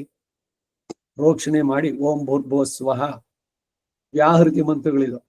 ತೀರ್ಥವನ್ನು ತುಪ್ಪ ಹಾಕಿದ ಮೇಲೆ ಪರಿಶೇಚನೆ. ಸತ್ಯಂ ತ್ವರ್ತೇನ ಪರಿಶಿಂಚಾಮಿ, ಪರಿಶೇಚನಂ ಇದಕ್ಕೆ ಇದು ಏನು ಪ್ರದಕ್ಷಿಣಿಯಾಗಿ ಮಾಡುವಂತಹದ್ದು, ಗೊತ್ತಾಯ್ತಾ? ಈಗ ಪಿತೃಸ್ಥಾನದಲ್ಲಿ ಕುತ್ಕೊಂಡವ್ರಿಗೆ ದೇವ ಸವಿತ ಪ್ರಸುವ ಇತಿ ಅಪ್ರದಕ್ಷಿಣಂ ಪರಿಶಿಚ್ಯ ಅಂತಿದೆ. ಆ ಪರಿಶೇಚನೆ ಮಾಡ್ಬೇಕಾದ್ರೆ ಸುತ್ತುಗಟ್ಟಿ ನೀರಿನಿಂದ ಆಮೇಲೆ ತೀರ್ಥವನ್ನು ತಗೊಂಡು ಓಂ ಅಮೃತೋಪಸ್ತರಣಮಸಿ ಪ್ರಾಣಾಯ ಸ್ವಹ ಅಪನಾಯ ಸ್ವಹ ಇದು. ಆಮೇಲೆ ಊಟ ಇಲ್ಲ ಆದ್ಮೇಲೆ ಅಮೃತ ಪಿಧ ನಮಸಿ ಅನ್ನದಾತ ಸುಖಿ ಭವ ಕೃಷ್ಣ ತವಾರ್ಪಣಂ ಅಂತ ಹೇಳಿ ಎಲ್ರು ಎದ್ದ ಮೇಲೆ, ಎಲ್ರು ಹಿರಿಯರು ಯಾರು ಇದ್ದಾರೆ ಅಥವಾ ಇನ್ಯಾರು ಊಟ ಮಾಡ್ತಿದ್ದಾರೆ ಚಿಕ್ಕವರೇ ಆಗ್ಲಿ, ಊಟ ಮುಗಿದ ಮೇಲೆ ಅವ್ರು ಮುಗಿಸಿದ ಮೇಲೆ ಹೇಳ್ಬೇಕು. ಇನ್ನೊಬ್ರು ಊಟ ಮುಗ್ದೇ ಇಲ್ಲ ಅಷ್ಟೊಂದು ಮಧ್ಯದಲ್ಲಿ ಹೋಗಿ ಹೋಗ್ಬಾರ್ದು. ಇದೆಲ್ಲ ಟೇಬಲ್ ಮ್ಯಾನರ್ಸು ಹೇಳ್ತಾರ. ಇವಾಗ ಟೇಬಲ್ ಮುಂದೆ ಕೂತ್ಕೊಳ್ಳಿ, ನ್ಯಾಪ್ಕಿನ್ ತೆಗೆದು ಕಟ್ಕೊಳ್ಳಿ, ಸ್ಪೂನ್ ತಗೊಳ್ಳಿ, ಫೋರ್ಕ್ ತಗೊಳ್ಳಿ. ಇದು ಅವ್ರ ಸಂಸ್ಕೃತಿ. ನಮ್ಮ ಸಂಸ್ಕೃತಿ ಇದು ಈ ರೀತಿನಲ್ಲಿ. ಸೊ ನೀರಿನ ಪಾತ್ರೆ ಬಲಗಡೆನಲ್ಲಿ ಇರ್ಬೇಕು, ಆಹಾರ ಭಗವತ್ ಪ್ರಸಾದವಾಗ್ಬೇಕು, ಬೇರೆ ಏನು ಅಲ್ಲಿ ಮಾತಾಡಬಾರ್ದು. ಈ ಶ್ರಾದ್ದದಲ್ಲಿ ಬರೀ ಅಷ್ಟೇ ಅಲ್ಲ, ದಿನದಲ್ಲಿ ಊಟ ಮಾಡ್ಬೇಕು. ಇನ್ನೊಂದೇನು ಅಂದ್ರೆ ಯಾರು ಯಾವಾಗ್ಲೂ ಅವಾಗ ಬಂದು ತಗೊಂಡು ನಿಮಗೇನ್ ಬೇಕು ಅದ್ ಬಡ್ಸ್ಕೊಂಡು ತಿನ್ನಿ. ಇದೇ ಹೋಟ್ಲ ಮೆಸ್ಸ ಇದು. ಮನೆಯಲ್ಲಿ ಎಲ್ಲರೂ ಒಟ್ಟಿಗೆ ಕೂತ್ಕೊಂಡು ಊಟ ಮಾಡ್ಬೇಕು. ಆಮೇಲೆ ನಿಮ್ ಕೆಲಸ, ಮಗ ಓದ್ತಾ ಇದ್ದಾನೆ, ಇನ್ಯಾರೋ ಕೆಲಸದಲ್ಲಿದ್ದಾನೆ, ಯಾವುದ್ರಲ್ಲೇ ಇರಿ, ಊಟಕ್ಕೆ ಅಂದಾಗ ಎಲ್ರೂ ಒಟ್ಟಿಗೆ ಬರ್ಬೇಕು. ಇದೆಲ್ಲ some discipline that should be maintain ಮನೆಯಲ್ಲಿ. ಹಿರಿಯರ ಜೊತೆನಲ್ಲಿ ಎಲ್ಲರ ಜೊತೆನಲ್ಲೂ ಕೂತ್ಕೊಂಡು ಭಗವಂತ ನೆನೆಸ್ಕೊಂಡು ತಿನ್ಬೇಕು. ಒಂದೊಂದು ತುತ್ತು ಇದು ಮಾಡ್ಬೇಕಾದ್ರೂ ಕೂಡ ಅಷ್ಟೆ. ಹಾಗೆ ಮಾಡಿದ್ರೆ ಅದೊಂದು ಯಜ್ಞವಾಗುತ್ತೆ. ಅದಕ್ಕೇನ್ ಫಲಾನೋ ಅದು ಸಿಗುತ್ತೆ, ಸಾತ್ವಿಕವಾಗಿರುತ್ತೆ. ಸಾತ್ವಿಕವಾದ ಆಹಾರ ತಗೊಂಡಾಗ ಏನೋ ತಿನ್ಬಿಡೋದು ಸಿಕ್ಕಾಪಟ್ಟೆ. ಈ ಚಾಟ್ಸ್ಗಳು ಮತ್ತೊಂದು ಅದೆಲ್ಲ ತಿಂದ ಮೇಲೆ ಆಮೇಲೆ ಅವ್ರು ಒದ್ದಾಡ್ತಾರೆ. ಸಿಕ್ಕಾಪಟ್ಟೆ ಗ್ಯಾಸ್ಟ್ರಿಕ್ ಇರಿಟೇಷನ್, ಏನು ಮಾಡ್ಬೇಕು ಅಂತ ಅನ್ಸೋಲ್ಲ, ಯಾಕೆ ಹೋಗಿ ತಿಂದು ಬಂದ್ವೋ ಅಂತ ಅನ್ಸೋದು. ರಿಪೆಂಟೆನ್ಸೇನೆ. ಆಹಾ ಚೆನ್ನಾಗಿತ್ತು ಅಂತ ನಾಲಿಗೆಗೆ ಒಂಚೂರು ರುಚಿ ಅಷ್ಟೇ ಆ ಕ್ಷಣದಲ್ಲಿ, ಆಮೇಲೆ ಅದು ವಿಷ. ಸೊ ಅದರಿಂದ ಯಾವುದು ಅತಿ ತೀಕ್ಷ್ಣವಾದದ್ದು, ತುಂಬಾ ಖಾರ, ತುಂಬಾ ಸಿಹಿ, ಇವುಗಳನ್ನ ತಿನ್ಬಾರ್ದು ಅಂತಾನೂ ಇದೆ. ನೀವು ಭಗವದ್ಗೀತೆ ಓದ್ ನೋಡಿ, ಅದ್ರಲ್ಲಿ ಹೇಳ್ತಾನು. ಎಲ್ಲವೂ ಕೂಡ ಸಾತ್ವಿಕವಾದಂತ ಆಹಾರ, ರಾಜಸ ತಾಮಸ 3 ಕೆಟಗರಿ. 18ನೇ ಅಧ್ಯಾಯ. ದಾನದಲ್ಲಿ 3 ಬಗೆ. ಶ್ರದ್ಧಾತ್ರಯ ವಿಭಾಗ ಯೋಗೋ ನಾಮ 17, 18ನೇ ಅಧ್ಯಾಯದಲ್ಲಿ ಕವರ್ ಮಾಡ್ಬೇಕಾದ್ರೆ ಎಲ್ಲವನ್ನೂ ಹೇಳ್ತಾನೆ. ಕೃಷ್ಣ ನಿಯತಿ ಶೊನ್ನಾನ್ ಅಂತಾರೆ ಆಹಾರ ನಿಯಮದಲ್ಲಿ ವೇದಾಂತ ದೇಶಕರು. ಅದನ್ನೇ ರಾಮಾನುಜರು ಗೀತಾ ಭಾಷೆದಲ್ಲಿ ಹೇಳ್ತಾರೆ. ಆಹಾರ ಆಹ್ರಿಯತೆ ಇತಿ ಆಹಾರ, whatever you take inside that is ahara. ಏನೋ ಬರೀ ಬಾಯಿಂದ ಒಂದೇನ ತಗೊಳ್ಳೋದು, ಕಣ್ಣಿಂದ ನೀವು ನೋಡ್ತಿರಲ್ಲ, ದಟ್ ಈಸ್ ಆಲ್ಸೋ ಏನ್ ಆಹಾರ. ಕಿವಿಯಿಂದ ಏನ್ ಕೇಳಿಸ್ತೀರಿ, ಭದ್ರಂ ಕರ್ಣೇ ವಿಷ್ಣು ಯಾಮ ದೇವಾಹ. ಸೊ ಆ ಆಹಾರ ಅನ್ನುವಂಥದ್ದು ಸಾತ್ವಿಕವಾಗಿರ್ಬೇಕು. ರಾಜಸ ತಾಮಸ, ನೀವು ಪ್ರಪತ್ತಿ ಮಾಡ್ಕೊಳ್ತೀರಿ ಅದಕ್ಕಾಗಿ ತಿನ್ನಬಾರದು ಅಂತಲ್ಲ, ಪ್ರಪತ್ತಿ ಮಾಡದೇ ಇದ್ರು ಕೂಡ ನಿಮ್ಮ ಮನಸ್ಸು ಸಾತ್ವಿಕವಾಗಿರ್ಬೇಕು ಅಂದ್ರೆ you should avoid this food. ಮತ್ತೆ ಮನೆ ಇದೆ, ಅಡಿಗೆ ಮನೆ ಇದೆ, ಅದು ಯಾಕೆ ಹೆಣ್ಣಾಗಿ ಹುಟ್ಟಿದವಳಿಗೆ ಅಡಿಗೆ ಮಾಡೋಕ್ ಬೇಜಾರು ಅಂತಂದ್ರೆ ಇಟ್ಸ್ ಎ ಶಾಪ ಅವರುಗಳಿಗೆ. ಯಾವತ್ತೂ ಅವ್ರಿಗೆ ಅನ್ನಿಸ್ಬಾರ್ದು ಅಯ್ಯೋ ಅಡಿಗೆ ಕೆಲಸ ಬೋರು, ಇವತ್ತು ಹೋಟ್ಲ್ ಹೋಗಿ ತಿನ್ನೋಣ, ಇಲ್ಲ ಪಕ್ಕದಲ್ಲಿ ದರ್ಶಿನಿ ಇದೆ ಎಲ್ಲ ಮಾಡ್ಬಿಡ್ತೀನಿ, ಅಲ್ಲಿಂದ ಎಲ್ಲ ತರ್ತೀನಿ, ಇಲ್ಲ ಅಲ್ಲಿಂದನೇ ಮಾಡ್ಬಿಡಿ. ಇದಾಗಬಾರ್ದು. ಅನ್ಫಾರ್ಚುನೇಟ್ ಯಾರಿಗ ತರ ಬಂದ್ರೆ ಕೂಡ್ದು ಭಾನುವಾರ ಎಂಡ್ ಆಯ್ತು ಅಂದ್ರೆ ಎಲ್ಲೋ ಸುತ್ತೋಣ, ಅದೇನು ಯಾರು ಮಾಡಿದ್ದೋ ಏನೋ, ಅದು ಸಾತ್ವಿಕವಾದ ಆಹಾರವೇ. ಇದು ಗಮನಿಸ್ಬೇಕಾದದ್ದು. ಏನು ಹಾಗಾದ್ರೆ ತಿಂದ್ರೇನು ಅಂದ್ರೆ, ತಿಂದ್ರೆ ಮನಸ್ಸಿನಲ್ಲಿ ಕೆಟ್ಟ ಥಾಟ್ಸ್ಗಳು ಬರೋಲ್ಲ. U see the impact of food on your mind. ಅಷ್ಟು ಸೂಕ್ಷ್ಮ ಅದು. ಆಹಾರ ಶುದ್ಧವು ಸತ್ವ ಶುದ್ಧಿ, ಇವುಗಳೆಲ್ಲ ಹೇಳ್ಬೇಕಾದ್ರೆ ಅದರಿಂದ ಸಾತ್ವಿಕವಾದ ಆಹಾರ ಕ್ಲುಪ್ತವಾಗಿ ಕರೆಕ್ಟ್ ಇದು ಒಂದು ಡಿಸಿಪ್ಲಿನ್ ಮೇಂಟೈನ್ ಮಾಡಿ. ಎಲ್ಲರೂ 1:30 ಗಂಟೆಯಿಂದ 1:30 ಗಂಟೆವರೆಗೆ, ಇಲ್ಲ 3 ಗಂಟೆಗೆ ತಿಂತೀರಾ, ಅದು ನಿಮ್ಮ ಅಭ್ಯಾಸ, ಅದು ಮಾಡ್ಕೊಂಡಿದ್ರೆ ಒಂದ್ ದಿವಸ 12 ಗಂಟೆಗೆ ತಿನ್ನೊಂದು, ಇನ್ನೊಂದು ದಿವಸ 4 ಗಂಟೆಗೆ. ಇಟ್ಸ್ ಅಪ್ಸೆಟ್ಸ್ ಯುವರ್ ಬಾಡಿ, ಇದು ಕೂಡ ಮೆಕ್ಯಾನಿಸಮ್ ಇದ್ರ. ಸೊ ಅದರಿಂದ ಸಾತ್ವಿಕವಾದ ಆಹಾರ. ಬರೀ ನಾಲಿಗೆ ರುಚಿ ಒಂದೇ ಕನ್ಸಿಡರ್ ಮಾಡ್ಲಿಲ್ಲ, ಆತ್ಮದ ಮೇಲೆ ಇದರ ಇಂಪ್ಯಾಕ್ಟ್ ಎಷ್ಟು ಎಲ್ಲ ಬಹಳಷ್ಟಿದೆ. ಆ ರೀತಿನಲ್ಲಿ ನಡೆಸುವಂತದ್ದು.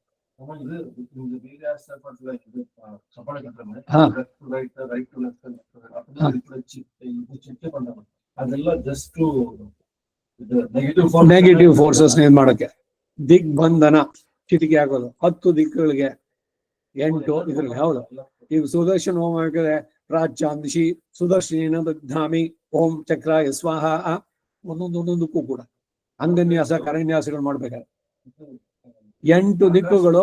ಹೌದು, ಭೂಮಿ ಉಪರಿ ಅಧಃ 10 ದಿಕ್ಕುಗಳು. ದಿಗ್ಬಂಧನ. ಈಗ ಇದ್ರಲ್ಲೂ ಅಷ್ಟೇ ಸಂಧ್ಯಾವನೆ ಮಾಡಬೇಕಾದ್ರೆ ಆಸನ ಮಂತ್ರಸ್ಯ ಕೂರ್ಮಾಸನ ಹೀಗೆ ಮಾಡಿ ಚಿಟಿಕೆ ಹೊಡೆದು ಇದ್ ಮಾಡಿದಾಗ ಇವೆಲ್ಲ ಏನು ಅಂದ್ರೆ ನೆಗೆಟಿವ್ ಎನರ್ಜೀಸು, ನೆಗೆಟಿವ್ ಇದೆಲ್ಲ ಹೋಗುತ್ತೆ. ಅದರಲ್ಲಿ ಆ ಮಂತ್ರಗಳು ಅಷ್ಟೇ. ಫಟ್ ಫಟ್ ಜಹಿ ಚಿಂದಿ ಭಿಂದಿ ಹಂದಿ, ಇದೆಲ್ಲ ವೇದದಲ್ಲಿ ಬರ್ತೀವಿ ಮಾತುಗಳು. ಅವುಗಳನ್ನೆಲ್ಲ ಭೂತೋಚ್ಚಾಟನೆ ಇದೆಲ್ಲ ಮಾಡ್ಬೇಕು. ಹಾಗಾಗಿ ಅಂಗನ್ಯಾಸ ಕರನ್ಯಾಸ, ಅಸ್ತ್ರ ಮಂತ್ರ, ರಕ್ಷಾ ಮಂತ್ರಗಳು, ಇದರಲ್ಲೆಲ್ಲ ಅದನ್ನು ಸೇರಿಸ್ಬೇಕಾದ್ರೆ ಹಾಗೆ. ಹಲೋ, ಅರ್ಥ ಇದೆ? ಆಮೇಲೆ ಮಾಡ್ತೀನಿ ನಿಂಗೆ ಮುಗಿದ್ಮೇಲೆ. ಹಾ, ಸೊ ಇನ್ನೇನಾದ್ರು ಐತಾ ಸಂದೇಹ?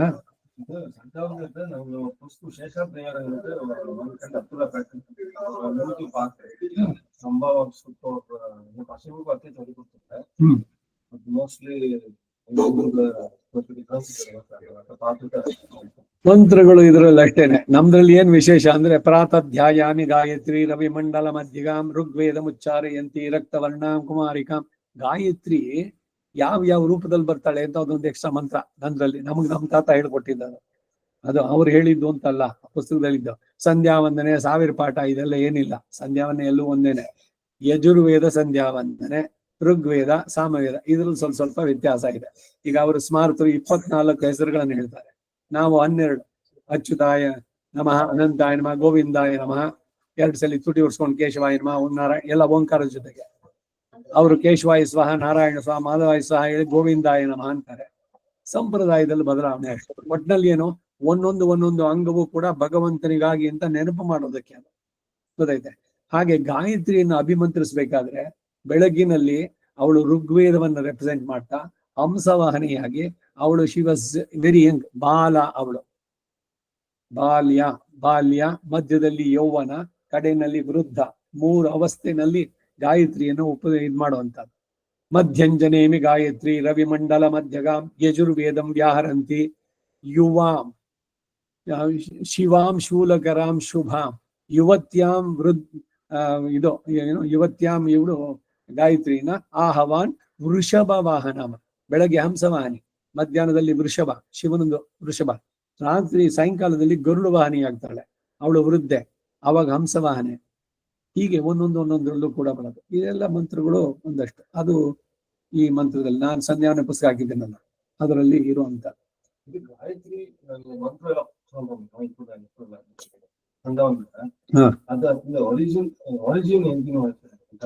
ವಿಶ್ವಾಮಿತ್ರ ಮಹರ್ಷಿ 40,000 ವರ್ಷ ಮಾಡಿ ಅವನು ಕಂಡುಕೊಂಡಂತ ಸತ್ಯ. ಅದಕ್ಕಾಗಿ ಗಾಯತ್ರಿ ಮಂತ್ರ ಶುರು ಮಾಡಿದ ತಕ್ಷಣ ವಿಶ್ವಾಮಿತ್ರ ಋಷಿ ಅಂತ ಹೇಳ್ತೀವಿ. ಅವನ ಸಾಧನೆ, ಅವನು ಕಂಡುಕೊಂಡಿದ್ದು. ಅದರಿಂದ ಆ ಋಷಿಯನ್ನು ಜ್ಞಾಪಿಸ್ಬೇಕು. ಯಾವುದೇ ಒಂದು ಮಂತ್ರ ಆಗ್ಬೇಕಾದ್ರೆ ಒಂದು ಋಷಿ, ಒಂದು ಛಂದಸ್ಸು, ಒಂದು ದೇವತೆ, ಅವರುಗಳನ್ನ ನೆನೆಸ್ಬೋದು. ಈಗ ಅಸ್ಯ ಶ್ರೀ ಗಾಯತ್ರಿ ಮಹಾಮಂತ್ರಸ್ಯ ಒಂದೊಂದು ಕೇಳ್ತೀವಿ. ಈಗ ಯಜ್ಞೋಪವೀತ ಧಾರಣ ಮಹಾಮಂತ್ರಸ್ಯ ಬ್ರಹ್ಮ ಋಷಿ ತ್ರಿಷ್ಟುಪ್ ಛಂದ ವೇದಾಸ್ತ್ರಯೋ ದೇವತಾ. 3 ವೇದಗಳು ಅಂದಾಗ 4 ಸೇರ್ತಲ್ಲಿ ಯಜ್ಞೋಪವೀತಗಾದ. ಈಗ ಆಯಾತಿತ್ವ ಅನುವಾಗಸ್ಯ ವಾಮದೇವ ಋಷಿ ಅನುಷ್ಠುಪ್ ಛಂದ ಗಾಯತ್ರಿ ದೇವತಾ ಗಾಯತ್ರ ವಾಹನೇ ವಿನಿಯೋಗ. ಗಾಯತ್ರಿಯನ್ನು ಆವಾಹನೆ ಮಾಡೋ ಮಂತ್ರ ವಾಮದೇವ ಋಷಿ ಅವನ್ ಕಂಡ್ಕೊಂಡಿದ್ದು. ಯಾವ ಛಂದಸ್ಸು, ಯಾವ ದೇವತೆ, ಇದನ್ನು ಹೇಳುವಂಥದ್ದು. ಹಾಗೆ ಗಾಯತ್ರಿಯ ಇದನ್ನು ಹೇಳಿ ಆಮೇಲೆ ಜಪವನ್ನು ಮಾಡೋದು. ಗಾಯತ್ರಿ ಮಂತ್ರವನ್ನು ಜಪಿಸ್ಬೇಕಾದ್ರೆ ನಿಮಗೆ ಎದುರಿಗೆ ಕಣ್ಮುಂದೆ ಯಾರಿರ್ಬೇಕು? ಶ್ರೀಮನ್ನಾರಾಯಣ. ಅವನು ಹೇಗಿರುವಂತಹದ್ದು? ಶಂಖ ಚಕ್ರಧರನ್ ದೇವಂ ಕಿರೀಟಹಾರಿ ವಿಭೂಷಿತಂ ಸೂರ್ಯಮಂಡಲ ಮಧ್ಯಸ್ಥಂ ಧ್ಯಾಯೇತ್ ಸ್ವರ್ಣ ರುಚಿಂ ಹರಿಂ ಯೋ ದೇವ ಸವಿತಾ ಅಸ್ಮಾಕಂ ಧಿಯೋ ಧರ್ಮಾದಿಗೋಚರ ಪ್ರೇರಯತ್ತಸ್ಯದ್ಭರ್ಗಾ ತದ್ವರೆಣ್ಯೋಪಾಸ್ಮಹಿ ಆದಿತ್ಯ ಮಂಡಲೆ ಧ್ಯಾಯೇತ್ ಪರಮಾತ್ಮಾನಮವ್ಯಯಂ ವಿಷ್ಣುಂ ಚತುರ್ಭುಜಂ ಭರ್ತ ಪಂಕಜಾಸನ ಮಧ್ಯಗ ಕಿರೀಟಹಾರಿ ಕೇಯೂರಂ ಕಟಕಾದಿ ವಿಭೂಷಿತಂ ಶ್ರೀವತ್ಸ ವನಮಾಲ ಶ್ರೀ ತುಳಸಿ ಕೌಸ್ತುಭೋಜನಂ ಹರಿಂ ಪೀತಾಂಬರಧರಂ ಶಂಖ ಚಕ್ರದ ಗದಾಧರ ಪ್ರಸನ್ನ ವದನಂ ಸ್ಮೈಲಿಂಗ್ ಫೇಸ್ ಕುಂಡಲಿ ಮಂಡಿತಾನನ ಮಕರ ಕುಂಡಲ ಸರ್ವ ರತ್ನ ಸಮಾಯುಕ್ತಂ ಸರ್ವಾಭರಣ ವಿಭೂಷಿತಂ ಏವಂ ಧ್ಯಾತ್ವ. ಇಂಥ ಭಗವಂತನನ್ನ ನಾನು ಧ್ಯಾನಿಸುತ್ತ ಗಾಯತ್ರಿಯಿಂದ ಮಂತ್ರ 28 ಸಂಖ್ಯೆಯ ಗಾಯತ್ರಿ ಮಂತ್ರ ಜಪಂ ಕರಿಷ್ಯೆ. ಮಂತ್ರವನ್ನ ಹೇಳ್ಬೇಕಾದ್ರೆ ಗಾಯತ್ರಿ ಮಂತ್ರ ಜೋರಾಗಿ ಹೇಳಬಾರ್ದು. ಉಪಾಂಶು ಅಂತ. ಉಪಾಂಶು ಅಂದ್ರೆ ಏನು? 2 ತುಟಿ ಆಡೋದು ಕೇಳಿಸ್ಬೇಕು. 2 ಕಿವಿಯಿಂದ ಬಿಟ್ಟು 3ನೇ ಕಿವಿ ಕೇಳಿಸ್ಬಾರ್ದು. ಆ ಮಂತ್ರಂ ಯತ್ನೇನ ಗೋಪೀಯತೆ. ಆ ಮಂತ್ರವನ್ನ ಆ ರೀತಿ ಮನನ ತ್ರಾಯತಿ ಇತಿ ಮಂತ್ರ. ಮಂತ್ರ ಅನ್ನೋದು ಹೆಂಗ್ ಬಂತು? ಅದು ರಿಪಿಟಿಷನ್ ಇಂದ ಅದೊಂದು ಶಕ್ತಿ ಉಂಟಾಗತ್ತೆ, ಭಗವಂತ ಕೊಡೋದು. ಗೊತ್ತಾಯ್ತೆ? ಆ ಶಕ್ತಿಯಿಂದ ಅವನಿಗೆ ಆ ತೇಜಸ್ಸು ಇದೆಲ್ಲ ಉಂಟಾಗೋದು. ಸೊ ಅದರಿಂದ ಗಾಯತ್ರಿಯನ್ನು ಹೇಳ್ಬೇಕಾರೆ ಬೆಳಗ್ಗೆ ನಿಂತ್ಕೊಂಡೆ ಸಂಧ್ಯಾವನ್ನೆಲ್ಲ ಗಾಯತ್ರಿ ಮಾಡ್ಬೇಕು, ಸಾಯಂಕಾಲ ಕುಳಿತುಕೊಂಡೇ ಗಾಯತ್ರಿ ಜಪ ಮಾಡ್ಬೇಕು. ಈ ಬೇರೆ ಜಪಗಳನ್ನ ಮಾಡ್ಬೇಕಾದ್ರೆ ಕೂತ್ಕೊಂಡು ಮಾಡಿ ಮಾಡಬಹುದು. ಈ ರೀತಿಯಲ್ಲಿ ಗಾಯತ್ರಿ ಜಪ. ಅದು ಬರೀ ಸುಮ್ನೆ ಗಾಯತ್ರಿ ಮಾಡ್ತೀನಿ ಶರ್ಟ್ ಹಾಕೊಂಡು ಕಾರ್ನಲ್ಲಿ ಹೋಗ್ಬೇಕಾದ್ರೆ ಇದೆಲ್ಲ ಆಗೋಲ್ಲ. ಅದಕ್ಕಾಗಿ ಅಂಗನ್ಯಾಸ ಕರನ್ಯಾಸ ಒಂದು ಸ್ವರೂಪ ಬೇಕದಕ್ಕೆ. ಆಮೇಲೆ ಎಲ್ಲದಕ್ಕೂ ಎಷ್ಟು ಸಾಯಂಕಾಲದ್ದು ಆಕ್ಚುಲ್ ಈಸ್ಟ್ ಫೇಸಿಂಗ್ ಪಡ್ಲ. ಏನು ಅಂದ್ರೆ ಅರ್ಘ್ಯ ಪ್ರದಾನ ವೆಸ್ಟ್ ಬಿಡೋದು. ಯಾಕೆ? ಸನ್ಸೆಟ್ ಆಗ್ತಾ ಇದೆ. ಸೂರ್ಯನನ್ನ ಅಭಿಮುಖವಾಗಿ ಕಾಣಾದೆ ಕೋಣಾದೆ ಕಂಡು ಬಿಡೆ. ಸೆಟ್ ಆಗೋಕ್ ಮೊದ್ಲೇನೆ ಅರ್ಘ್ಯ ಪ್ರದಾನ ಮಾಡುವಂತ ಇರೋದು. ಸಾಯಂಕಾಲ 5:45 ಸನ್ಸೆಟ್ ಅಂತಂದ್ರೆ ಇವ್ ನನ್ ಮಗ ಇದೆ, ನನ್ನ ಮೊಮ್ಮಗ, ಅವ್ನ್ ಪಂಚಾಂಗತ್ಲೆ 10 ಗ್ರಾಮ್ ತಾತ ಇನ್ನಿಗೆ 6:20ಗೆ. ಸೊ 17 ನಾ ಪಂಡ್ರೆ ಕಾಲತೀತೋ ಇಲ್ಲ ಅಂತಾನೆ ನೋಡ್ಕೊಂಡು ಅಷ್ಟ್ರೊಳಗೆ ಮಾಡ್ತೀನಿ ಅಂತ. ಅಷ್ಟ್ರೊಳಗೆ ಸಂಧ್ಯಾವನ್ನೇ ಮುಗಿಸ್ಬಿಡ್ಬೋದು ಅಂತ. ಕಾಲಾತೀತದ ಒಳಗೇನೆ ಅರ್ಘ್ಯ ಪ್ರದಾನ ಮಾಡಬೇಕು, ಅದು ಸರಿ. ಅರ್ಘ್ಯ ಪ್ರದಾನಕ್ಕೆ ಟೈಮ್ ಫ್ಯಾಕ್ಟರ್. ಬೆಳಗ್ಗೆ ಬೇಗ ಸೂರ್ಯೋದಯ 3:30-4 ಗಂಟೆಗೆ ಸಂಧ್ಯಾವನೆ ಮಾಡ್ಬೋದು. ಸನ್ ರೈಸ್ ಆದ್ಮೇಲೆ ಮಾಡ್ಬೇಕು ಅಂತಿಲ್ಲ. ಕಾಣಾದೆ ಅಂದ್ರೆ ಸೂರ್ಯ ಕಾಣದೆ ಇರುವಾಗ್ಲೇ ಅರ್ಘ್ಯ ಬಿಡು. ಕೋಣಾದೆ ಅಂದ್ರೆ ವಿತೌಟ್ ಎನಿ ಆಂಗಲ್ಸ್, ತಲೆ ಮೇಲೆ ನೆತ್ತಿ ಮೇಲೆ ಇರುವಂತಹದ್ದು ಶೇಡು ಡೈರೆಕ್ಟ್ ಆಗಿ ಬರುತ್ತೆ. 12 ಗಂಟೆಗೆ ಕಂಡು ಬಿಡು. 12 ಗಂಟೆಗೆ ಅಂದ್ರೆ ಇವಾಗ ನೀವು ಕೆಲ್ಸಕ್ಕೆ ಹೋಗ್ತೀರಿ, 12 ಗಂಟೆಗೆ ಅಂತಿರಲ್ಲ ಬಂದು ಮತ್ತೆ ಮಾಡ್ಲಿಕ್ಕೆ ಆಗತ್ತೆ. ಅದನ್ನ ಬೆಳಗ್ಗೆನೆ ಮಾಡಿ ಮುಗಿಸೋದು. ಒಟ್ನಲ್ಲಿ ಬಿಡುವಂತಂತೂ ಇಲ್ಲ. 3 ಹೊತ್ತೇ ಸಂಧ್ಯಾವನ್ನೇ ಆಗ್ಬೇಕು. ಟೈಮ್ ಫ್ಯಾಕ್ಟರ್ ಇಟ್ಕೊಂಡು ಮಾಡಿ. ಪ್ರದೇಶಗಳು ಆಯಾ ಇದರದಕ್ಕೆ ನೋಡ್ಕೊಂಡು ಅಲ್ಲಿ ಇದಕ್ಕೆ ಅನ್ವಯ ಅಷ್ಟೇ. ಅಲ್ಲಿ ಸನ್ರೈಸ್ ಯಾವಾಗ ಅಂತಿದೆಯೋ ಆ ಇದರದಕ್ಕೆ ಇದು ಮಾಡ್ಕೊಂಡು ಮಾಡುವಂತದ್ದು. ಸೊ ಇನ್ನೇನಾದ್ರು ಇದೆಯಾ ಸಂದೇಹಗಳು? So shall we conclude? ಎಲ್ರು ಕೂಡ ಎಷ್ಟೆಷ್ಟು ಸಾಧ್ಯವೋ ಮಾಡ್ತಾ ಬನ್ನಿ. ಮಾಡ್ತಾ ಮಾಡ್ತಾ ಪರ್ಫೆಕ್ಷನ್, ಗೋಯಿಂಗ್ ಟುವರ್ಡ್ಸ್ ಪರ್ಫೆಕ್ಷನ್ ಈ should be the goal of life. ಹಾಗೆ ಇದು ಸ್ವಲ್ಪ ಮೊಪ್ಯಸ್ಯ ಧರ್ಮಸ್ಯ ತ್ರಾಯತೆ ಮಹತೋ ಭಯಾತ್. ಭಗವದ್ಗೀತೆನಲ್ಲಿ ಬರೋ ಮಾತಿದು. ಸ್ವಲ್ಪವಾಗಿ ಶುರು ಮಾಡ್ಕೊಳ್ಳಿ, ಶ್ರದ್ಧೆ ಇರಲಿ. ಎಷ್ಟೆಷ್ಟು ಅದನ್ನ ಆಮೇಲೆ ಸ್ವಲ್ಪವಾಗಿ ಪರ್ಫೆಕ್ಟ್ ಮಾಡ್ತಾ ಬನ್ನಿ. ಯಾವಾಗ ಏನ್ ಸಂದೇಹ ಬರುತ್ತೋ, ಏನಾದ್ರು ಸಂದೇಹಗಳಿದ್ರೆ ನನಗೆ ಕಾಂಟ್ಯಾಕ್ಟ್ ಮಾಡ್ಬೋದು. ನನಗೇನ್ ಗೊತ್ತಿದೆಯೋ ನಾನು ನಮ್ಮ ಆಚಾರಗಳಿಂದ ಏನ್ ಕೇಳಿದ್ನೋ ಅದನ್ನ ನಿಮ್ಗೆ ತಿಳಿಸ್ತೀನಿ. ವಾಟ್ಸಪ್ ನಲ್ಲಿ ಮೆಸೇಜ್ ಮಾಡಿ ಆಮೇಲೆ ಯಾವಾಗ ಅಂತ.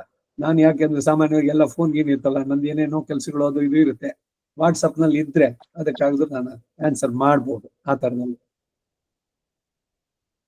ಸೊ ಕನ್ಕ್ಲೂಡ್ ಮಾಡೋಣ. ಭಗವಾನೇವ ಸ್ವನೀಯಾಮ್ಯ ಸ್ವರೂಪ ಸ್ಥಿತಿ ಪ್ರವೃತ್ತಿ ಸ್ವಶೇಷತೈಕರಸೇನ ಅನೇನಾತ್ಮನ ಸ್ವಕೀಯಶ್ಚ ಉಪಕರಣೈ ಸ್ವಾರಾಧನೈಕ ಪ್ರಯೋಜನಾಯ ಸರ್ವಶೇಷಿ ಸ್ವಶೇಷಭೂತಂ ಇದಂ ಶ್ರೀ ವೈಷ್ಣವ ಭಗವದಾರಾಧನ ಕಾರ್ಯಾಗಾರ ಕರ್ಮ ಸ್ವಪ್ರೀತಿಯ ಸ್ವಯಮೇವ ಕಾರಿತವ. ಕ್ಲಾಸ್ ಅಂತ ಏನ್ ಮಾಡೋದು ಅದು ಕೂಡ ಭಗವಂತನಿಗೆ ಸಮರ್ಪಣೆ. ಸರ್ವಂ ಶ್ರೀ ವಾಸುದೇವಾರ್ಪಣಮಸ್ತು. ನಮಸ್ಕಾರ. ನಮಸ್ಕಾರ.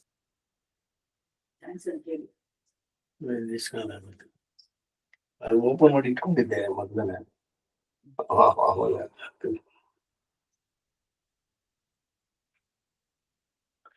ಬರ್ತಾರಲ್ಲ ಸಿಗ್ತಾರ.